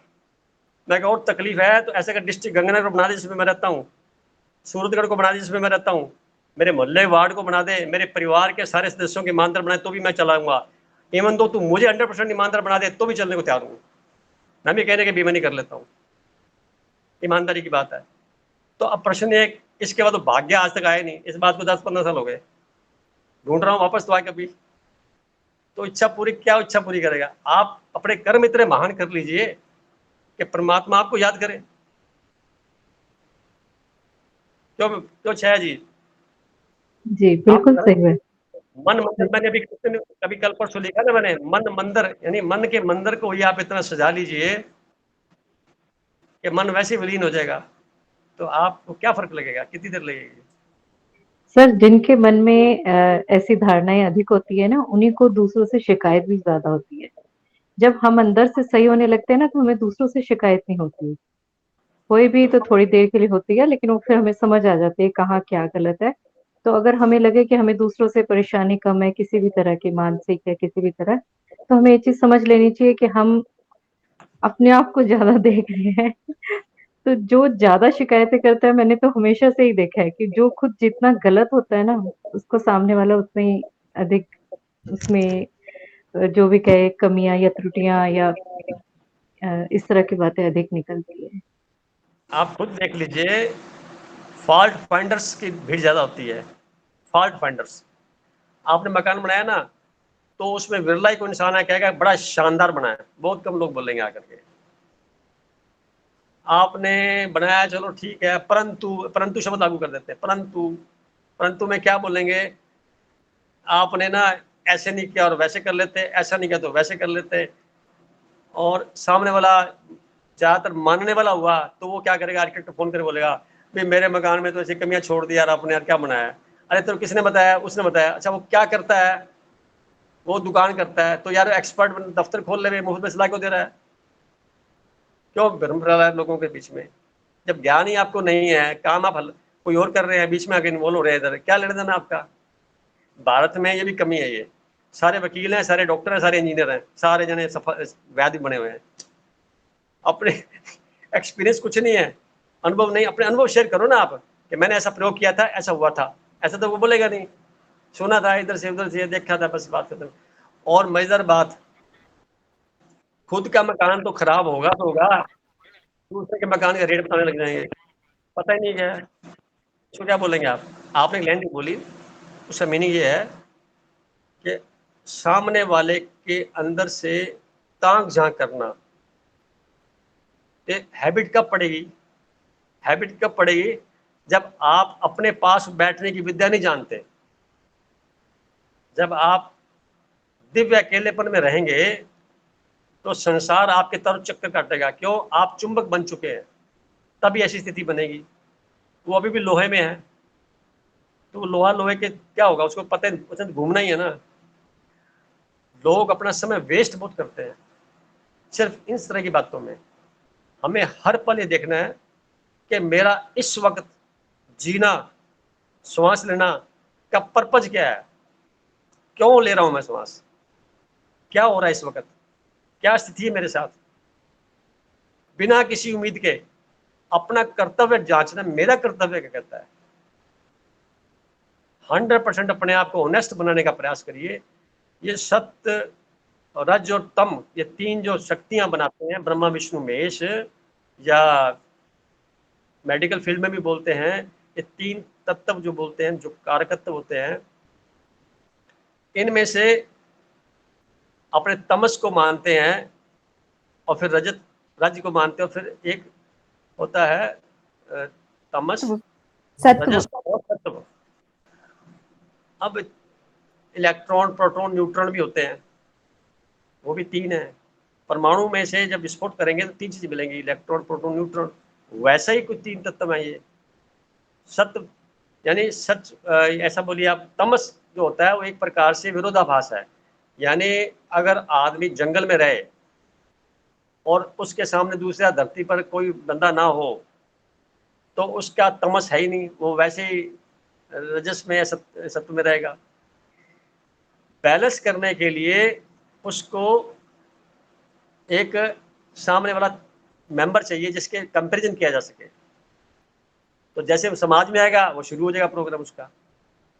तो विरोधाभास। अब दूसरा पॉइंट एक और है, इसको बोलेंगे पृथ्वी के साथ सापेक्ष में गुरुत्वाकर्षण शक्ति है यहाँ पे, और चंद्रमा पर नहीं है। चंद्रमा पे 8 गुना कम है। यानी हमें 1 किलो का वजन ऐसे उठाएं और वहां पे 8 किलो भाग जाएगा। यानी हम 1 फुट की छलांग लगाएं धरती पर तो 8 फुट ऊंचे चलते चंद्रमा पर। तो इसलिए ये गुरुत्वाकर्षण का तमस का मामला, यहाँ तमस ज्यादा है पृथ्वी पर, वहां तमस कम है। वहां विरोध कम है, यहाँ विरोध ज्यादा है। बृहस्पति पे तो बिल्कुल ही नहीं है, शनि पे तो है ही नहीं। तो ये क्या, जहां जहां जैसा चाहे सिस्टम वैसा बन। अब इस तमस को जीवन में देखिए आप, जो व्यक्ति तमस और रजस को बैलेंस कर लेता है वो सत्य में आ जाता है, वो सत्य में आ जाता है। यानी वो बैलेंस। तमस का मतलब क्या हुआ, बहुत दुखी आदमी, परेशानियों से जुड़ा हुआ, जब बखान करेगा परेशानियों की करेगा, उसके बाद सारी किताब ही उसी की है, जैसे उसने पीएचडी कर रखी है उसके अंदर, तरह तरह की बातें नेगेटिव बोलता रहेगा वो, क्योंकि वो तमस वाला मामला है। और इधर रज वाला है वो ऐश करने वाला और दूसरे प्रकार चला जाएगा। इन दोनों को जो बैलेंस करता है वो सत्य में आ जाता है। जो व्यक्ति तीनों से ही ऊपर उठ जाता है, उसका फर्क ही ना पड़े कोई, वास्तव में वो संत होता है। वास्तव में वो संत होता है। अब कितने करोड़ों में से कोई तो हुई है ना, ऑटोमेटिकली होगा। कितने लोग होंगे? तो लोग न तो तमस में होते हैं, न रजत में जीते हैं, न वो उसमें मिक्स मसाला है। वो कुछ दिन इस पे चल पड़ते हैं, कुछ दिन उस पे चल पड़ते हैं, अपनी आइडियोलॉजी कोई फिक्स नहीं कर पाते। और शायद ही कोई बंदा बचा होगा जिसपे बिल्ला ना लगा कोई, यहाँ पे कोई हिंदू हो कि मुसलमान हो कि क्रिश्चियन हो, पता नहीं, कोई बिल्ला जरूर लगाया हुआ है। जबरदस्ती फार्म भरवाने पड़ते हैं कि क्या है, कोई ये नहीं कहता मैं इंसान हूँ कोई। अब देखिए कहाँ से बात चलती है, ठप्पे लगे ना सबके ऊपर, नाम क्यों लीजिए, सबका ही है साहब है। परंतु क्या उस वक्त हमें होश में रहना कि वास्तव में मैं क्या हूँ। मजबूरी में लिखना है तो अलग बात होगी, पर अंदर से फीलिंग क्या होनी चाहिए, जो आप हैं, आप जो हैं क्या है, आप एनर्जी हैं। अंदर टेम्परेचर है 98.6 डिग्री फॉरेनहाइट, ये आप है। आप शरीर में यात्रा कर रहे हैं आप, तो शरीर से अलग होकर देखो ना अपने आप को, महसूस करो। शरीर के मुख द्वारा बोला जा रहा है, कानों द्वारा सुना जा रहा है, बोलने वाला कोई और है और उसका कनेक्शन किसी और से है। तो अब ये चैन होगी पूरी। अगर हम एकांत में बैठे हैं या भीड़ में बैठे हैं, कोई फर्क नहीं पड़ता। अगर हमारे को कला समझ में आ गई कि हमें बीच में बैठे हुए भी गायब हो सकते हैं। तो गायब होना और किसे कहते हैं? फिजिकल तो प्रेजेंट है, मेंटली गायब है, तो कहीं है ध्यान में लगा हुआ। तो अब ध्यान ध्यान किसे कहते हैं? इसको ध्यान बोलते हैं और क्या? तो आप भीड़ में बैठ करके भी अपने बच्चे के प्रति संवेदनाएं महसूस कर सकते हैं, आप संवेदनाएं प्रेषित कर सकते हैं। तो ये क्या हुआ फिर? ये आपकी टेलीपैथी हुई कि नहीं हुई? तो ऐसे परमात्मा से भी टेलीपैथी होती है। आप याद करेंगे तो कनेक्शन जुड़ जाएगा। अच्छा, अगर आप याद करके भूल भी जाएंगे तो वो तो याद ही करता रहेगा ना, तो कनेक्शन तो जुड़ा हुआ है आपका, फिर भले ना याद करो। बिगिनिंग में जरूरी होता है, पाठ पूजा भी जरूरी है, धर्म का ग्रंथों का पढ़ना भी जरूरी है, समझना भी जरूरी है, ध्यान करने की कई विधियां उसका भी अडॉप्ट करना जरूरी है। उसके बाद एक स्टेज आ जाएगी जब इन चीजों की जरूरत नहीं रहेगी, किसी भी एक्सटर्नल मीन्स की जरूरत नहीं है, फिर अंदर से बाहर निकलेगा। बाहर से अंदर नहीं डालना, अंदर से बाहर निकालना। क्रिएशन है, यानी हम लोग क्रिएटर हैं और हम लोग जनरेटर हैं। कितने अच्छे विचार जनरेट करते हैं, तो विचार है वही तो हम हैं, और आए कहाँ? विचारों की एनर्जी कितनी है, किस फ्लो से जा रहे हैं, तो कहाँ जा रहे हैं, इस पे ओवरलैपिंग हो रही कि नहीं हो रही, चेक ये करना है। Once we committed the final binding, हमने वो शब्द बोला, फिर भूल जाना चाहिए, वो ब्रह्मांड में क्या अपना काम करेगा। इतना विश्वास हमको अपने पे होना चाहिए। हमने अपने शब्दों का ही सम्मान अगर नहीं किया तो जनता क्या करेगी? दूसरा कोई करेगा? दूसरा भूलने तो मुझे वही करना है जो मैंने कहा, जो मैंने समझा, पूरे होशपूर्ण तरीके से मैंने कहा था, वो वैसा ही होगा। इतना दृढ़ विश्वास अपने पे होना चाहिए। और ऐसा होने का मतलब है आप ध्यानस्थ ही हैं, कोई अलग से ध्यान करने की आवश्यकता नहीं है। ध्यान करने से कभी ध्यान हुआ ही नहीं आज तक। तो वो एक प्रक्रिया है, बैठ गए, ठीक है, कुछ क्षण के लिए लगा, अभी थोड़ा सा हो सकता है एहसास हो, परंतु ध्यान कर कार्य के दौरान ही अगर आपका मानसिक संतुलन इस प्रकार का है कि एकाग्रता की हाई डिग्री मिल गई है आपको, तो काम तो अच्छे होने ही है ना, काम में गलती कहाँ होगी? तो उसका परिणाम हो गया ध्यान का। ध्यान का मतलब सिर्फ आपकी एकाग्रता तो बढ़ना हो रहा है क्या? एकाग्रता किसके प्रति? जो हमारे पास कार्य है। अब राशियां देखिए, जो राशियां हैं इनमें सारी राशियों का एक मीनिंग है, तत्व उनके। इन तत्वों की क्या भूमिका है? अगर किसी का जल तत्व है तो जल का क्या स्वभाव है, वैसा उसका स्वभाव है कि नहीं, चेक तो करें, और नहीं है तो बनाए। इसी प्रकार अग्नि तत्व है तो अग्नि जैसा स्वभाव है। अब अग्नि जलाने वाली अग्नि नहीं है, अग्नि का मीनिंग होता है एक्शन, और पानी का होता है फ्लो। पानी ऊपर से नीचे चलता है स्वतः ही, कोई भेजना नहीं पड़ता, अपने आप आ जाता है। अग्नि नीचे से ऊपर जाती है सूर्य की ओर, पानी सागर की ओर जाता है, ये नेचुरल है ये। और हवा है वो सतह भी घूमती है, अपने आप ही सिस्टम बना हुआ है ये। पृथ्वी जो है वो स्थिर होती है, अब इनका बैलेंस बनाती है, वो तीनों को संभालती है, तीन तत्वों को। अब मैं आपसे पूछ चौथा तत्व कहाँ है आकाश, तो क्या बताओगे आप? चार तत्वों की चर्चा की, पांचवा तत्व कहाँ है? बोलते तो पांच तत्व है, हमारे शरीर में पांच तत्व है क्या? तो बता सकता है? स्पेस जो हम लेते हैं बैठने के लिए, हम या हमारी बॉडी में। जो हमारे शरीर, बिल्कुल सही कहा मैडम बहन जी आपने, जितना हमारे शरीर का एरिया वॉल्यूम है उसको रखने के लिए जितना स्पेस चाहिए वो पांच होता है। ये बुक में लिखा है मैंने, जो बुक दी है ना आपको, उसमें लिखा हुआ है, वो उसका तत्व है। वही पहले चर्चा एक बार हुई है, पर आम आदमी को पता है किस चीज का? नहीं पता ना। अब देखिए कितनी गहरी बात अपने को समझ में जब आती है, फिर हम उसको महसूस करते हैं। तो जितना कम स्पेस हम घेरेंगे धरती पर या वायुमंडल में, इसका मतलब ये हुआ कि हमें कम में मेरा गुजारा हो रहा है, तो इसको फैलाना जरूरी है क्या? भारी भरकम बनाना जरूरी है क्या इसको? बहुत भारी भारी बड़े बड़े चेहरे हो जाते हैं, बड़े बड़े हाथ पैर हो जाते हैं, और उसको ढोना पड़ता है, उनके लिए खाना अलग से ज़्यादा खाना पड़ता है, जो जीव जंतु इकट्ठे कर रखे हैं। अब ये तो खुद की पहचान कर बात भी हो रही है, थोड़ा अपने को बात करते हंसी भी आ रही है। अभी जब चेक करते हैं किसी प्रकार से, तो अपने आप को इसी प्रकार देखना होता है कि मेरा जीवन कैसा है। आध्यात्मिक का मतलब ही सिर्फ इतना है हम उस के साथ अपने आप को जोड़ लेवे, बस ये कंक्लूजन है। तानिया जी ने भी रेज की हैंड और शायद जी नहीं बोले। बोलिए तानिया जी, आप बोलिए पहले। जी आपने बात बोली ना कि भाई हम कितनी जगह घेरते हैं, जैसे अब बैठने के लिए घेरी वो तो हमारा है ही आकाश तत्व। पर मेरे को बहुत बार ऐसे विचार आता है कि मतलब हमारे पास जितना सामान होता है ना, तो वो भी एक मतलब अननेसेसरी चीजें रखना, ये भी तो एक बोझ है हमारे ऊपर। मतलब हमारे को उस चीज को लेके भी तो ज्यादा चीजें जगह घेरनी नहीं चाहिए। मतलब इतने सारे कपड़े ढेर लगा लेना, और जो भी हम चीजें यूज करते हैं उसको इतना फैला देना। और ऐसे लगता है कि भाई ये नहीं होना चाहिए। बार बार लगता है कि ये नहीं होना चाहिए, इसको कम करना है, ये कपड़े दे दो किसी को, ये ऐसे करने कर दो। मतलब ये रखना ही नहीं है, क्यों ही रखना है। बुक्स है तो किसी को दे दो, कोई पढ़ लेगा। मतलब यूनिवर्स में तो वो चीज जगह लेगी कहीं ना कहीं, बट वो किसी को देगी ना फिर वो। देखिए आपका तत्व है वायु वाला, हम्म। तो वायु ठहरी हुई वायु खराब हो जाती है, चलते रहने वाली हम्म। वायु होती है। तो ये हाँ। विचार आपसे से प्रेरित है। और छाया जी का भी तत्व वायु है, दोनों ने क्वेश्चन एक साथ पूछा है।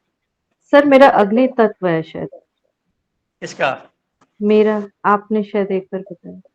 आप अग्नि तत्व, मैं भी चेक कर लेता हूँ, फिर मैं आगे और बात करूंगा। ये तत्वों की अपनी थ्योरी मैंने बड़ा अध्ययन किया इसके ऊपर। तो ये अ, अग्नि तत्व का वायु से कनेक्शन हो तो बहुत गजब का हो जाता है वो तो। छाया क्या होता है कि सबका थोड़ा थोड़ा ज्ञान हमें पढ़ के फिर अध्ययन करना होता है अपने तरीके से। आपका तत्व अग्नि है, बिल्कुल सही कर रहे हैं। मेष राशि आपकी, और दोनों का कनेक्शन में जब मैं मैरिज की बात करता हूँ तो मैं कहता हूँ कि अग्नि वाले को वायु से शादी कर लेनी चाहिए। वायु की वायु से हो सकती है, अग्नि की अग्नि से भी हो सकती है, परंतु ये थोड़ा सा कॉम्बिनेशन हो जाता है तो वहाँ जिंदगी दोनों की अच्छी हो जाती है। कैसे? अग्नि को जलाने के लिए लगातार वायु की आवश्यकता है, और वायु का जीवन सिद्ध हो सके, हालांकि वो जलेगी परंतु अपने पार्टनर के साथ मिलेगी तो वो दोनों फ्लोरिश करके उसकी फ्लेम को बढ़ाएंगे, दोनों का जीवन एक प्रकार से गृहस्थी अच्छी चलेगी। जबकि डोमिनेंस फायर वाले रहेंगे। फायर का मतलब होता है एक्शन, एक ही जवाब है बस, तैयार बैठे होते हैं प्रतिक्रिया लेने करके, यानी वेट नहीं करना उनके पास, सब सब्र होता ही नहीं है, वो रेडी रहते हैं, उसको बात चले तो कुछ कह दें फट से। और वायु वाले होते हैं ये ज्यादा विचार चूर नहीं करते, पहले काम कर लेंगे, बाद में सोचते रहेंगे क्या हुआ क्या नहीं होगा। तो कई बार लगता है भी गड़बड़ होगी, पर तो दोनों कॉम्बिनेशन बनता है तो एक सुंदर सा एक, जब कुंडलियां मिलान करते हैं लोगों की तब मैं ये देखता हूँ लोग गुण मिलाते हैं, गुणों से लेना देना नहीं होता, ये खास बात देखनी होती है। सर ये आपने बताया तो मेरे हस्बैंड का वायु तत्व है और मेरा अग्नि तत्व है। वो ऐसा ही है, वो करने के बाद सोचते हैं कि क्या किया और और डोमिनेंस अक्सर आपका गलत है, हो जाता है। अग्नि डोमिनेंस मेरा आपका है। आपके मन में विचार आया तो आप रुकेंगे नहीं, फट से एक्शन ले लेंगे। उनके विचार आया तो पहले विचार करते फिरेंगे या नहीं करेंगे, लटका रहेंगे देख, मतलब एक प्रकार से टाल मटोल वाला मामला चला जाता है। तो छाया जी, सॉरी तानिया जी, आपके विचार आया तो क्या तुरंत एक्शन लेते हैं आप? ऑलमोस्ट। ऑलमोस्ट, क्योंकि आपके जीवन में हैं इसलिए ऐसा है, अदरवाइज नहीं ले पाएंगे। थोड़ा सा कहेंगे देखता हूँ मैं, देखता हूँ मैं, थोड़ा सा एक न भाव दूसरा आ जाएगा। और डिग्री वाइज देखना किस नक्षत्र के ऊपर, 3 नक्षत्र होते हैं इसमें काम आता है। अच्छी बात है, मुझे खुशी है कि अध्यात्म का लाभ ले रहे हैं आप। रूपाली जी ने पूछा है क्वेश्चन, बोलिए रूपाली जी। पहले स्वागत है आपका, बहुत दिनों बाद आते हैं आप।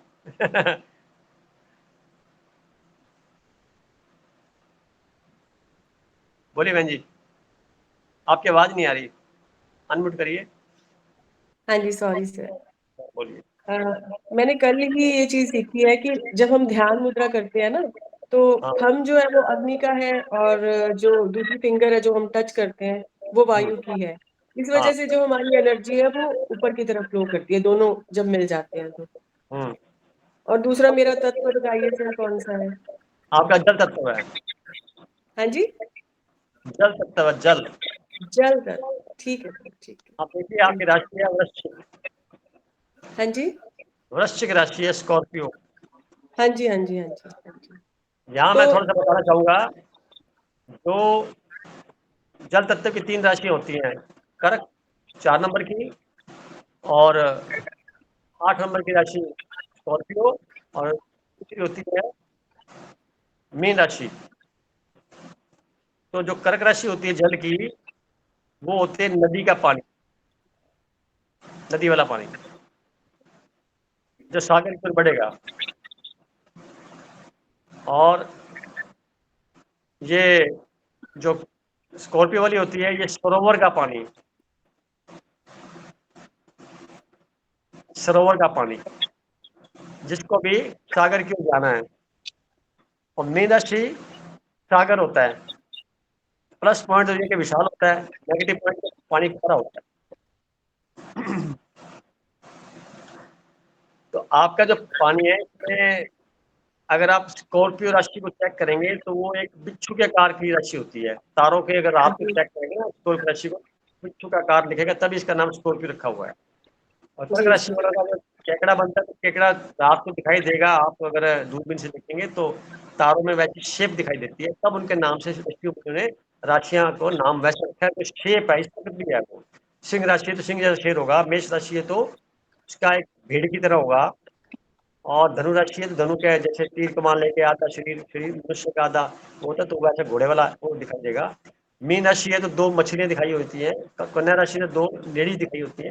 ये सारा का सारा वहां पे ऐसा पिक्चर बनता है, वास्तव में है उसका डिनोशन का वैसा ही कुछ स्वभाव उसका होता है। अब स्वभाव को तो ये तो लेकर के आया है, अब इसमें से कुछ छूट मिली है हमारे को इसको इम्प्रूव करने की। तो कैसे इम्प्रूव करें? मेडिटेशन से ये जो पानी है, ये पवित्र पानी स्टीम बन जाएगा, भाप बन जाएगा। अब मेडिटेशन मतलब एक आग दे रहे हैं, अग्नि दे रहे हैं। कौन सी अग्नि दे रहे हैं? अपने ध्यान की अग्नि दे रहे हैं। ये पानी उसमें प्योरीफाई होकर के स्टीम बन जाएगा, ऊपर उड़ जाएगा, गंदगी नीचे रह जाएगी। ये इसका मीनिंग है। तो आपने जो लाइन बोली वो उससे जुड़ी हुई बात है। जी। हमारा कौन सा तत्व है?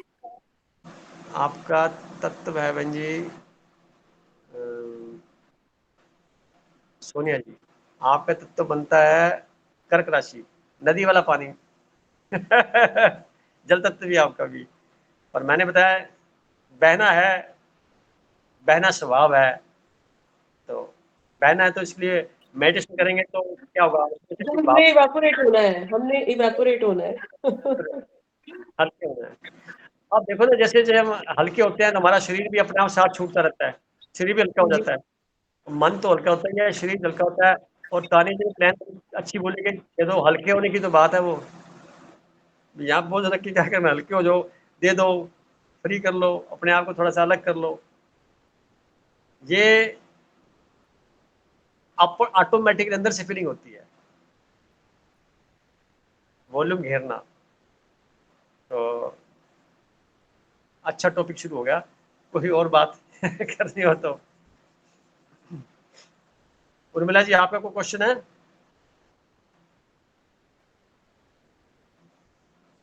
सर वो मैंने हैंड रेज किया था, नहीं एक किया जी, क्वेश्चन था।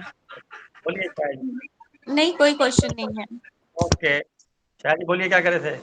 हाँ जी सर, जैसे 3 और 6 होती है राशि बुध की होगी, हाँ तो जैसे सर हम कह रहे थे जैसे 9th हाउस में 3 नंबर है और 6 नंबर है 12 हाउस में, 12वें घर में, हाँ तो जी, उन दोनों का कनेक्शन हो गया, लेकिन बुध बैठा है 10वें घर में। बहुत अच्छी बात है। तो अब विदेशों से नहीं होगा इसका, ऑटोमेटिकली कर्म भी वैसे होंगे। विदेश में जो काम करना पड़ेगा, ऐसा होता है तो वहाँ करेंगे, चांस मिलता है। तो विदेश में मतलब 2 बातें होती हैं, भारत की धरती छोड़ करके भी और अपने घर से कोई 12 किलोमीटर दूर जा करके भी विदेशी है एक तरह से। ठीक है सर, क्या मतलब बोलिए? सर बेटी की है, तो बेटी क्या कर रही है अभी? बेटी अभी कॉलेज में आई है सर, फर्स्ट ईयर में है, कहाँ पे? लोकल ही है, गंगानगर ही है। हाँ, तो इसको आगे जैसे जाएगी तो इसके जैसे वो दशा मिलेगी, 9th की मिलेगी या 12th की दशा मिलेगी, तो काम हो जाएगा। जब वो दशा एक्टिवेट होगी, 9th हाउस अभी एक्टिवेट नहीं हुआ हुआ, हायर एजुकेशन के लिए तो हो रहा है, तभी एडमिशन होगा कॉलेज में। परंतु ग्रेजुएशन तो होती है वो 5वें घर तक की देखी जाती है। 9th हाउस देखने के लिए हमारे को ग्रेजुएशन अबव की बात कर रहा हूँ। तो जैसे भी एक्टिवेट होगा तो 9th और 12th हाउस दोनों हो जाएंगे। तो फिर क्या विदेश में जाने का संजोग बन जाएगा, तो कर्म क्षेत्र वहीं पे जॉब लग गया, प्रोफेशन हो गया, ऐसा करके। तो सर 10वें घर में उसका ना शनि और सूर्य वो भी साथ में बैठे। और भी अच्छी बात होगी। शनि कारकत्व में आता है, 10वें घर का मालिक है, वहाँ उसकी जमीन है, सूर्य वहाँ आ गया तो सरकारी तंत्र से जुड़ जाएगा, कहीं ना कहीं सरकारी अर्ध सरकारी, क्योंकि शनि अर्ध सरकारी है और सूर्य सरकारी है, दोनों का कनेक्शन हो गया तो अर्ध सरकारी अंडरटेकिंग या प्राइवेट लिमिटेड से एमएनसी कंपनी में जॉब लग सकता है। अच्छा रुतबे के साथ होगा, मैंने अच्छी पैकेज के साथ होगा, काम होगा जब भी। ठीक है, थैंक यू। ताने जी, आपकी तरफ से संदेश?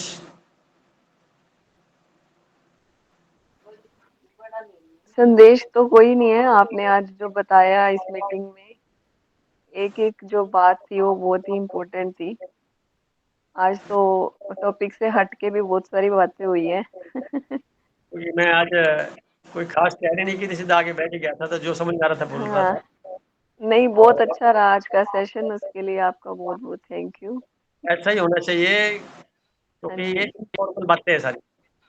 जहाँ से बात चलेगी, बात कहाँ से आएगी, इट मीन्स क्या बेसिक हमारा फंडामेंटल सभी का है, हम आध्यात्मिक यात्रा में हैं। ये बीच की जो पड़ाव छोटे से आगे बीच में जैसे सर्च करने लगे ना, कहीं यात्रा करते हैं तो बीच में मिड वे आ जाता है, तो चलो कुछ नाश्ता कर लो, वो वाला हाल है ये ज्योतिष सीखना।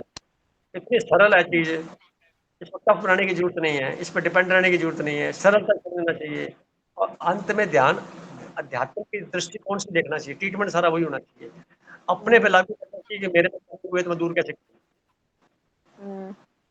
अपने पे लागू करना चाहिए, नहीं अपने पे लागू करेंगे तो सारी बातें समझ में आ जाएंगी। दूसरे को चेक करने की बात जरूर होती है, तो कई बार चेक ढंग से नहीं भी होता, क्योंकि अगले की मनस्थिति कैसी है, कैसे पहन रखा है, वो क्या मानता है क्या नहीं मानता, आप अपने चश्मे से देख रहे हैं।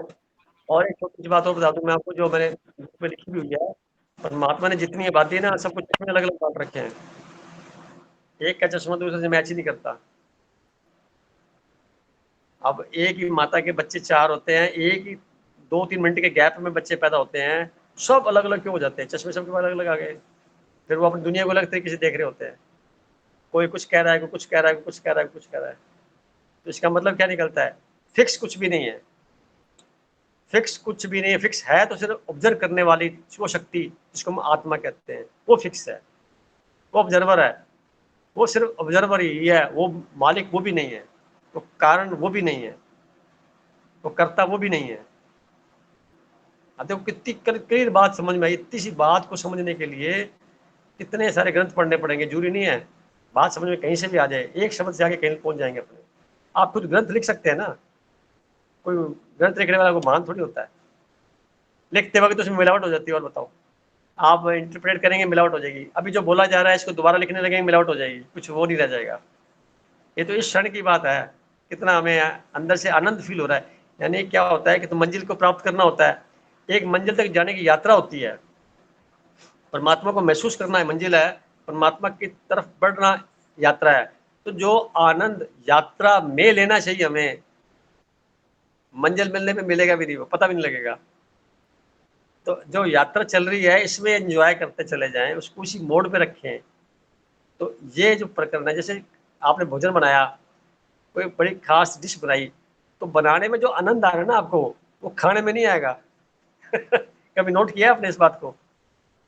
बनाने में जितना आनंद आया वो खाने में नहीं आएगा, आपको नहीं आएगा खाने में, दूसरे को ज्यादा अलग बात है। आपके लिए तो वो एक प्रकार का यात्रा करी थी आपने, कैसे कैसे आपने किया बिल्कुल है।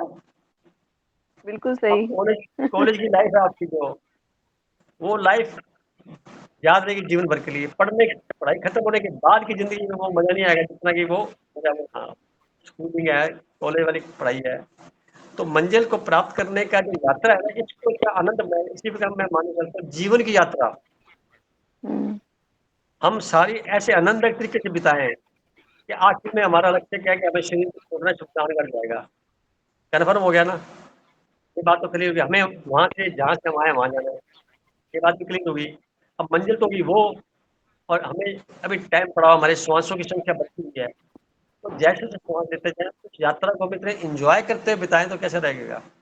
कुछ भी काम करो आप, चाहे चाहे पाठ करो ना करो, संसार के काम करो, घर के काम करो, बच्चे करो, खुद के करो, कुछ भी करो आप, कपड़े धो भले ही, चाहे घर में सफाई करो, वो आनंददायक चेहरे पे। बार बार कहता हूँ, फिर बात याद आ गई, हंसने से शुक्र ग्रह ठीक हो जाता है बंदे का, कितना भी खराब हो कुंडली में, आदमी स्वस्थ बना रहेगा। और जिसको बहुत ज्यादा हंसी आए वो तो आप मान के चलिए उसकी जिंदगी में कभी नकारात्मकता आ ही नहीं सकती, गारंटी होगी ये तो। और जो मुस्कुराता रहता है उसका बुध ग्रह ठीक हो जाता है। 2 बातें हम अपने पे लागू करें, यकीन करो कोई कार्य पेंडिंग रहेगा ही नहीं, समय से पूर्व हो जाएगा। और आप जिनके संपर्क में आएंगे उनके को भी एक प्रकार से फीलिंग पॉजिटिव मिलेगी, और खुद का चेहरा जो है बुढ़ापे में नहीं जाएगा, झुर्रियाँ नहीं पड़ेंगी, और उम्र से कम दिखेगा। कितने प्लस पॉइंट हैं। इतना कुछ होने के बावजूद भी हम कंजूसी बरते हैं हंसने में या मुस्कुराने में, तो फिर तो क्या बोला जाएगा, फिर तो मैं कुछ नहीं कहूँगा। आपने कहा ना सामान इकट्ठा कर नहीं, लो। इस चीज में तो कोई कंजूसी नहीं है। अब तानिया जी आप हंसते हो, देखो साथ में सब जने हंस पड़ते हैं, हमें भी हंसी आती है। हाँ, तो देखो ना आप लोग हंसेंगे तो क्या होगा, खुद को अच्छा लगेगा कि इसमें बुराई भी क्या है, इसमें कौन सा खर्चा हो रहा है। अपने सीरियस पढ़ाई थोड़ी कर रहे हैं, कोई अपने डिग्री थोड़ी लेने की, कोई सर्टिफिकेट थोड़ी मिलना है, ऐसा तो है ही नहीं। हम समय उसकी याद में सत्संग के रूप में मना रहे हैं। जो हम ये कर रहे हैं सत्संग, इसी को बोलते हैं, सच की बात कर रहे हैं। इस सत्संग, सच का संग, अब इसका जो लाभ है वो हमें मिलेगा, मिल रहा है जो वार्तालाप हो रही है, सभी को मिलता है। मैं भी अच्छा एंजॉय कर रहा हूँ बात करके, चेहरे पे मेरी थकान नहीं है, जबकि मैं 400 किलोमीटर यात्रा करके आया हूँ, अच्छा आगे बैठ गया। कहाँ से? 400 किलोमीटर यात्रा करके आया हूँ, गाड़ी चला के गया, अब गाड़ी चला के देखो वापस। वो 400 जो पढ़ाने वाले हैं 400 किलोमीटर जो है सफर करके आ गए हैं और कैमरे के सामने बैठे हैं, और हम घर बैठे बैठे भी ना कैमरा ऑन नहीं कर सकते, इतने ज्यादा होशियार हैं हम। और देखिए क्या है, ये मैंने लीना के यात्रा को, घर की यात्रा हो चाहे बाहर की यात्रा हो, इसको ऐसे एंजॉय करके लेना चाहिए जैसे ये पल मेरे को बड़ा एंजॉय जीना है इस प्रकार से। हम्म, और मन में जितना कुछ होगा वो बाहर तभी आएगा जब अंदर क्लीननेस होगी, तो फिर नए नए बातें आएंगी, विचार तो हम्म, आ रहे हैं ना, हम्म। आ रहे हैं, तो हम उसको आगे प्रेषित कर रहे हैं। तो हम तो पोस्टमैन ही तो हुए, और हो रहे क्या, सिग्नल मैन हुए, आ रहे हैं दे रहे हैं, आ रहे हैं दे रहे हैं, तो इसी के अंदर ही महसूस कर लो ना, बज रहे हैं कोई मेरी किसी दौरान। सबसे ये एक हम्बल रिक्वेस्ट है कि जब मीटिंग होती है तो सब लोग अपनी वीडियो ऑन करके बैठें। अगर हमारे टीचर वीडियो बंद करने लग जाएंगे ना तो फिर हम देखते रहेंगे। ये बात सही कहते हैं आप। रवि भाई साहब जब से तक बात करते जब तक स्टूडेंट सामने नहीं दिखेंगे तो टीचर को क्या अच्छा लगेगा। देखिए ये कीमती बात है, पर आई कांटेक्ट में मैंने कई बार कहा है, अपना ओरा खुद का ही बड़ा क्लीन हो जाता है अगर एक हम्म, दूसरे को, सबकी दृष्टि में प्योरिटी है, तो प्योरिटी की दृष्टि जब सामने पहुंचती है तो खुद को तो फायदा होगा, दूसरे को भी होता है। हम्म। काफी हाँ, दिनों के कोई बाद कुछ रवि भाई साहब है, से, कुछ ज्यादा थोड़ा बिजी है तो कर सकते हैं थोड़ी देर के लिए, बट ऐसे नहीं कि पता ही नहीं चलता कि मीटिंग में कौन आ रहा है नहीं आ रहा। आपकी बात का और समर्थन करने के लिए देखो सभी ने अपना मैंने खोल लिया, कुछ रह गए हैं जैसे कहीं चले गए बीच में, पर बात लगा रखी है। हाँ, थैंक यू। रवि भाई साहब से चाहेंगे क्या संदेश आज के आपकी तरफ से, क्योंकि कई दिनों के बाद आप मिले हैं और यात्राओं में अक्सर व्यस्त रहते हैं, यात्राएं लंबी लंबी करते हैं, छोटी भी नहीं करते, और यात्रा में पता नहीं आपको विशेष लगाव है या आपको जाना ही पड़ता है। अनम्यूट कर लीजिए आप। कोई शायद चक्कर होगा मेरे भी घूमने फिरने वाला। चक्कर होगा। आप पुलिस देख लेते हैं, और आपकी हाँ राशि कौन सी है, धनु, धनु राशि है, और 8वें घर में है, जी। तो यात्रा करने का जो मैं मालिक है। सबकी बातें सुन के लाभ लेता रहता हूँ। सब अच्छे इंटरेस्टिंग सवाल उठाते हैं, है ना। जूनियर मेंबर भी सीनियर मेंबर भी सबकी बातें बड़ी अच्छी होती हैं, तो मैं ध्यान से सुनता रहता हूँ। बंद रहे और कान लगे रहे, बस आप लोग जो बोलते हैं ना उधर मेरा ध्यान लगा रहता है, तो मैं भाई इसको साहब एंजॉय करता हूँ। आप अपनी तरफ से कुछ बात कहिए, फिर मैं भाई साहब से पूरी करता रवि जी से। आप कहिए ना, आप क्या कह रहे थे यार, ये तो अच्छा है, आपने बात अच्छी कर दी, पर क्या कहना चाहेंगे आप विशेष बात।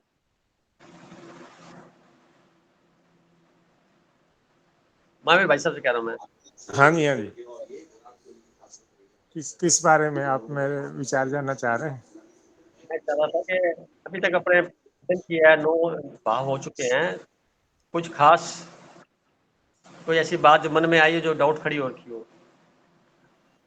आप क्या इतना अच्छा बताते हैं, डाउट वाली बात तो नहीं, बस ये है कि मैं ये कोशिश करता हूँ कि जैसे भाव का आपने बताया कि आज भाई 9वें भाव के स्वामी कहाँ बैठे हैं तो उनका क्या असर होता है, तो मैं उस चीज को एनालाइज करने की कोशिश करता हूँ कि भाई पहले भाव में है तो पहला भाव क्या है, उसमें कैसे असर पड़ता है, और कैसे वो छठे भाव का जैसे बताया आपने उसको भी डाइल्यूट कर देते हैं, बीमारियां है रहने उनको कमजोर कर देते हैं।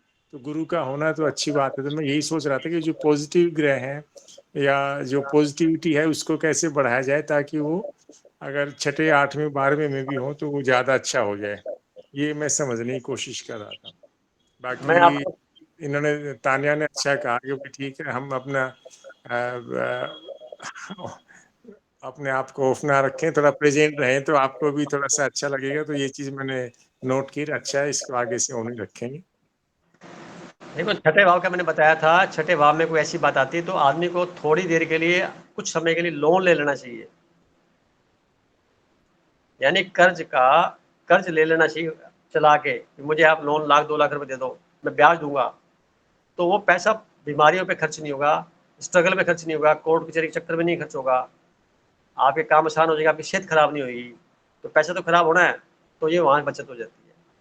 8वें भाव के लिए मैंने बताया था, शमशान घाट, हॉस्पिटल में जाके कुछ चैरिटी करके आ जाइए, कुछ दे दीजिए, या ज्योतिष सीख लीजिए, या अकल्ट साइंस का कोई सब्जेक्ट टॉपिक पकड़ लीजिए, साइकोलॉजी का पकड़ लीजिए, उस पर अपने आप को एंगेज कर दीजिए। तो 8वें भाव के जितने नेगेटिव पार्ट हैं वो खत्म हो गए। 12वें भाव की बात है, जो जेल का भी है, हॉस्पिटलाइजेशन का भी है। अच्छा, 8वां घर जो होता है गहरी बीमारी, चोट का, अचानक एक्सीडेंट का होता है, और छठा बीमारी का होता है, और 8वां गहरी बीमारी का होता है, यानी बीमारी कैंसर वाली 8वें से की जाएगी, स्टार्ट छठे से होगी, खत्म वहाँ होगी, और फिर हॉस्पिटलाइजेशन के बाद में शमशान घाट की तरफ जाता है, वो बात उसमें। तो 12वें के लिए चैरिटी हो गया, मेडिटेशन हो गया, 8वें के लिए प्राणायाम हो गया, छठे के लिए आप सेवा करिए, अगर लोन नहीं ले सकते तो गुरुद्वारे मंदिर में जाके सेवा कराइए। ये छठे का आध्यात्मिक रिजल्ट है। मैं इसकी रेमेडी बताई, जैसे छठे की रेमेडी सेवा भाव या लोन ले लो, 8वें का प्राणायाम करो, और अकल्ट साइंस में पढ़ने का प्रयास करो। आप धर्म के शास्त्र पढ़ लो, या उनके डिकोडिंग करो, या साइकोलॉजी में ले लो, वास्तु पढ़ो, ज्योतिष पढ़ो। ये 12वें में आप चैरिटी करो, आप पैसा कुछ डोनेट करो कैसे न कैसे करके, पर किसमें, सामग्री देने में, पैसा देने में नहीं, सामग्री देने में। तो 12वें घर के नेगेटिव पार्ट खत्म। अब चौथे के भी होते हैं। चौथा क्या है, मानसिक संतुलन का होता है। आदमी का मानसिक संतुलन, डिप्रेशन जो आता है 8वें में देखते हैं, पर चौथे घर से स्टार्ट होती बात। तो वहां पे अगर कोई प्लेनेट ऐसा बैठा है तो माता के सुख में कमी कर देगा, पढ़ाई में दिक्कतें पैदा करेगा। तो 4th हाउस करने के लिए क्या करते हैं, जितना हो सके, जितनी बुजुर्ग लेडीज हैं घर में, माता और उसके अलावा और, उनको बड़े तरीके से सेवा के साथ में, आदर के साथ में पैर छू छू करके आशीर्वाद ले रहे उनसे। तो ये उसका परिणाम आ गया। 10वें घर के अंदर कोई ऐसी बात आ रही है, पिता का कर्म हो गया, 9th पिता है तो 10वां उसका कर्म आ गया। 10वें घर में कब समस्या आ रही है, तो पिता के पैर छू छू करके, दादे के बुजुर्ग जो उनके आप करिए कार्य, तो वहां पर रिजल्ट अच्छे आ जाएंगे।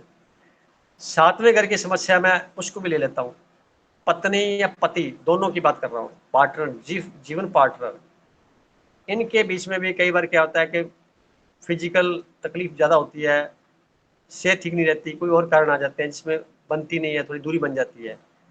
ऐसी स्थिति में मेरा मानना यह है, सभी व्यक्तियों को अपनी पत्नी की और पत्नी को पति की आरती करनी चाहिए रोजाना। देसी के दीपक लिया, उसमें कपूर डाला थोड़ा सा, 7 बार क्लॉकवाइज डायरेक्शन में। अब आरती करने के भी कई चरण हैं, जैसे मैं ट्रायंगल लेके करता हूँ, ट्रायंगल बना दो, तो प्रकृति के ट्रायंगल पे चलती है पूरा। ट्रायंगल बनाया, ऐसे ट्रायंगल बनाया, 7 ट्रायंगल बना दो चेहरे के आगे पूरे ऑरे के साथ में, तो उनका ऑरा क्लीन हो जाएगा, मन खुश रहेगा। और साइकोलॉजिकली देखें तो हम किसी की आरती करें तो उसको कैसा लगेगा, देवी देवता तो हमने बना ही दिया उसको। हम मूर्तियों की आरती करते हैं, फोटो की आरती करते हैं, टिक्के लगाते हैं, तो घर में जीवित लोग जो बैठे हैं जीवित देवी देवता जो बैठे हैं उनको हम इग्नोर कर दे रहे हैं, तो मेरी दृष्टि में थोड़ा भ्रष्टता है ये। जो घर में माता पिता हैं, बहन भाई हैं, चाहे बच्चा ही है, उसकी भी आरती करने में क्या जाता है। मैं खुद करता हूँ इसलिए बोल रहा हूँ आपको, यानी जो मैं करता हूँ वही बोलूंगा ना। हालांकि किसी किताबों में शास्त्र में लिखा नहीं हुआ ऐसा, पर मैं करता हूँ क्योंकि मैं जानता हूँ कि मुझे अच्छा लगता है, इसलिए अच्छा लगता है, सामने वाले को अच्छा लगेगा। तो आपको अच्छा लगे तो करना चाहिए, उसके परिणाम देखिए कितने गजब के हैं। इसके भाई साहब परिणाम बहुत ही गजब के हैं जो मैंने महसूस किए हैं। हम काफी कुछ महीनों से ऐसा कर रहे हैं और ऐसा करने के बाद बॉडी बहुत ही लाइट हम अपने आप को फील करते हैं। उसका कारण है हमारे नेगेटिविटी यहाँ इकट्ठी होती है। 3-4 इंच का ओरा होता है सभी के, उस जी ओरे में ब्लैकिश ब्लूइश की जो रेज है नेगेटिविटी वाली इकट्ठी हो जाती हैं, अट्रैक्ट करते हैं, तो लॉ ऑफ अट्रैक्शन से होता है सारा ये। तो जब हम जी आरती करते हैं तो अग्नि तत्व से ब्रह्मांड की जो वायु चल रही है उस वक्त वो उस ओरा को क्लीन कर देती है। तो ओरा को क्लीन करने के 2 तरीके हैं। आप अपने हाथों की उंगलियां जो है यहाँ से एनर्जी बह रही है, आप वज्रासन बैठिए, नीचे से लेके ऊपर तक सारे शरीर के अंदर आप टच करते आधा इंच का पूरा घुमा करके, फिर आप पूरे जी शरीर पे आप ले आइए सुबह उठते ही, या नहा धो के भी कभी भी। तो 6-7 बार करने से अपना ओरा डेली क्लीन कर लिया आपने। जी और इसमें मेरी क्वेश्चन भी है भाई साहब कि जैसे हम लोग पहले मंदिर की आरती करने के बाद वही आरती हम बच्चों की कर दी मैंने या इस तरह से, तो हम इसमें ये कंफ्यूज हैं कि एक बार एक व्यक्ति की आरती करने के बाद क्या वही आरती दूसरे व्यक्ति को की जा सकती है? कहीं ऐसा तो नहीं कि उसकी नेगेटिविटी उसमें आ जाए और हम दूसरे पर उसको नहीं यूज करें? धरती में कोई चीज पवित्र है तो फायर है। फायर एलिमेंट प्योरीफाइड एलिमेंट है, उसका कुछ नहीं बिगड़ता। एक दीपक से कितने मर्जी दीपक जला लो आप, कुछ नहीं बिगड़ता। आप उसको उसकी लो की तरफ ध्यान दो ना, लो कितनी पावरफुल है। तो ऐसा नहीं पहले आपने जिनको आप देवी देवताओं को पारिवारिक दृष्टिकोण में जो भी श्रद्धा सुमन है कीजिए, उसके बाद उसी आरती से सभी के बारी बारी से कर दीजिए, फिर अपनी करवा दीजिए किसी को बोल के, मेरी भी करो। जी पत्नी को पत्नी की करनी चाहिए, पत्नी को पति करनी, दोनों के संबंध अच्छे हो जाएंगे। ना हो तो मैं बैठा हूँ, बात करके देख लो मेरे से, नहीं संबंध भाई अच्छे। साहब मैंने ये भी महसूस किया जैसे अगर कुछ हेडेक या थकान वगैरह होती है तो वो भी बहुत कम ना के बराबर या खत्म ही हो जाती है। हाँ तो आप देखिए ना इसका पीछे हाँ कारण जी क्या है, आत्मिक दृष्टिकोण है इसके पीछे, साइकोलॉजी जुड़ी हुई है। परिवार में संबंध बिगड़ रहे हैं तो उनको सुधारने का तरीका भी तो यही है। एक भाई दूसरे भाई की आरती कर देगा क्या हो जाएगा, बच्चे कर देगा तो क्या हो जाएगा, अपनी बहू की कर देगा तो क्या हो जाएगा, फायदा ही होगा। सम्मान दे जी रहा है ना इसको। आप इसको दूसरे पक्ष में सोशल देखेंगे तो सम्मान दे रहे हैं, पर आध्यात्मिक पक्ष में देखें तो उसको और क्लीन कर रहे हैं। जी तो आपको दुआएं कितनी मिलेंगी देखो ना आप, उसके हृदय से कभी भी आपके प्रति नेगेटिव भाव नहीं आएगा। तो आपने पहले नजरों से उनको पवित्र कर दिया, तो ये आप बहुत बड़ा उपकार कर दिया। घर में किसी प्रकार की कोई बात है तो वो मेरा तो मानना ये है कि सबकी आरती कर देनी चाहिए, कंपलसरी हो। जी पहले आरती उतारते थे ना, घर में कोई आते थे, घर में जैसे बहू नहीं आती थी या दूल्हा आता था तो पहले आरती उतारते थे। अभी भी ये रिवाज है आरती उतारने का, पर यह है कि रूटीन में हम लोग नहीं करते। इसमें आपने जो बताया इसको लागू करने की जरूरत है। बहुत सही है। अब समय काफी हो गया है, पता लगा नहीं अपने को। आज की मीटिंग सबसे लंबी हुई है, तो अब आपकी इजाजत हो तो सभी जने अलार्मिंग स्टेज पर ही हैं। कोई विशेष बात या रिव्यू करना चाहे तो स्वागत है। हाँ, रवि जी का पॉइंट रहेगा था, रवि जी नहीं का, नहीं, हाँ मेरा बोलिए। मेरा पॉइंट कुछ नहीं है। मुझे ऐसा लगता है कि क्लास टीचर आप हैं, है ना, सब कुछ बढ़िया चल रहा है। एक हमारे मॉनिटर बीच में आई है, तानिया।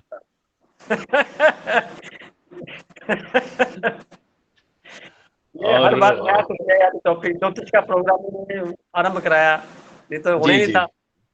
मैं तो हाँ, कहता हूँ तो ये ये मॉनिटर है। मॉनिटर को मैं चाहता हूँ कि गरिमा से जरूर मिलें, और गरिमा को इनकी जरूरत है।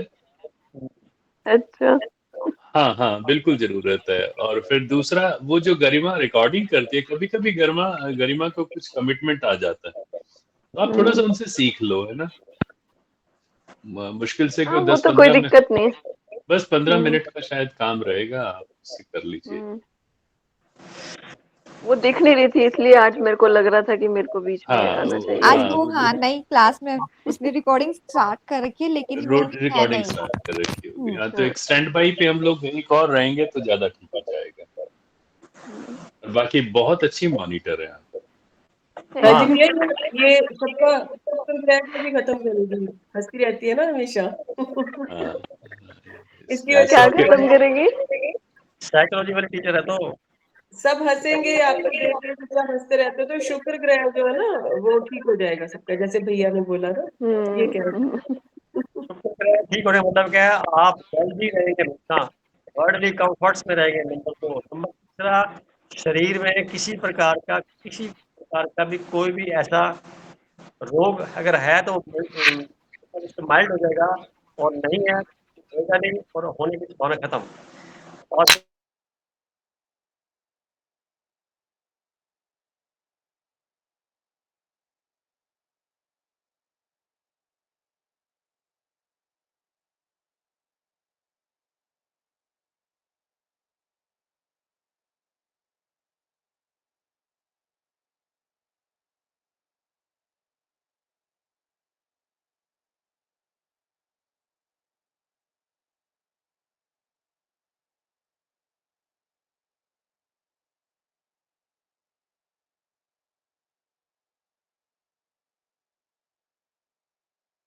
और मन में जितने क्वेश्चंस आए अगली बार इसकी चर्चा करेंगे, कोई विशेष बात और आ जाएगी।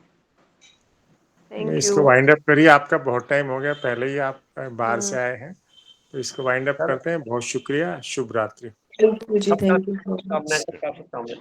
Thank you sir. Please please.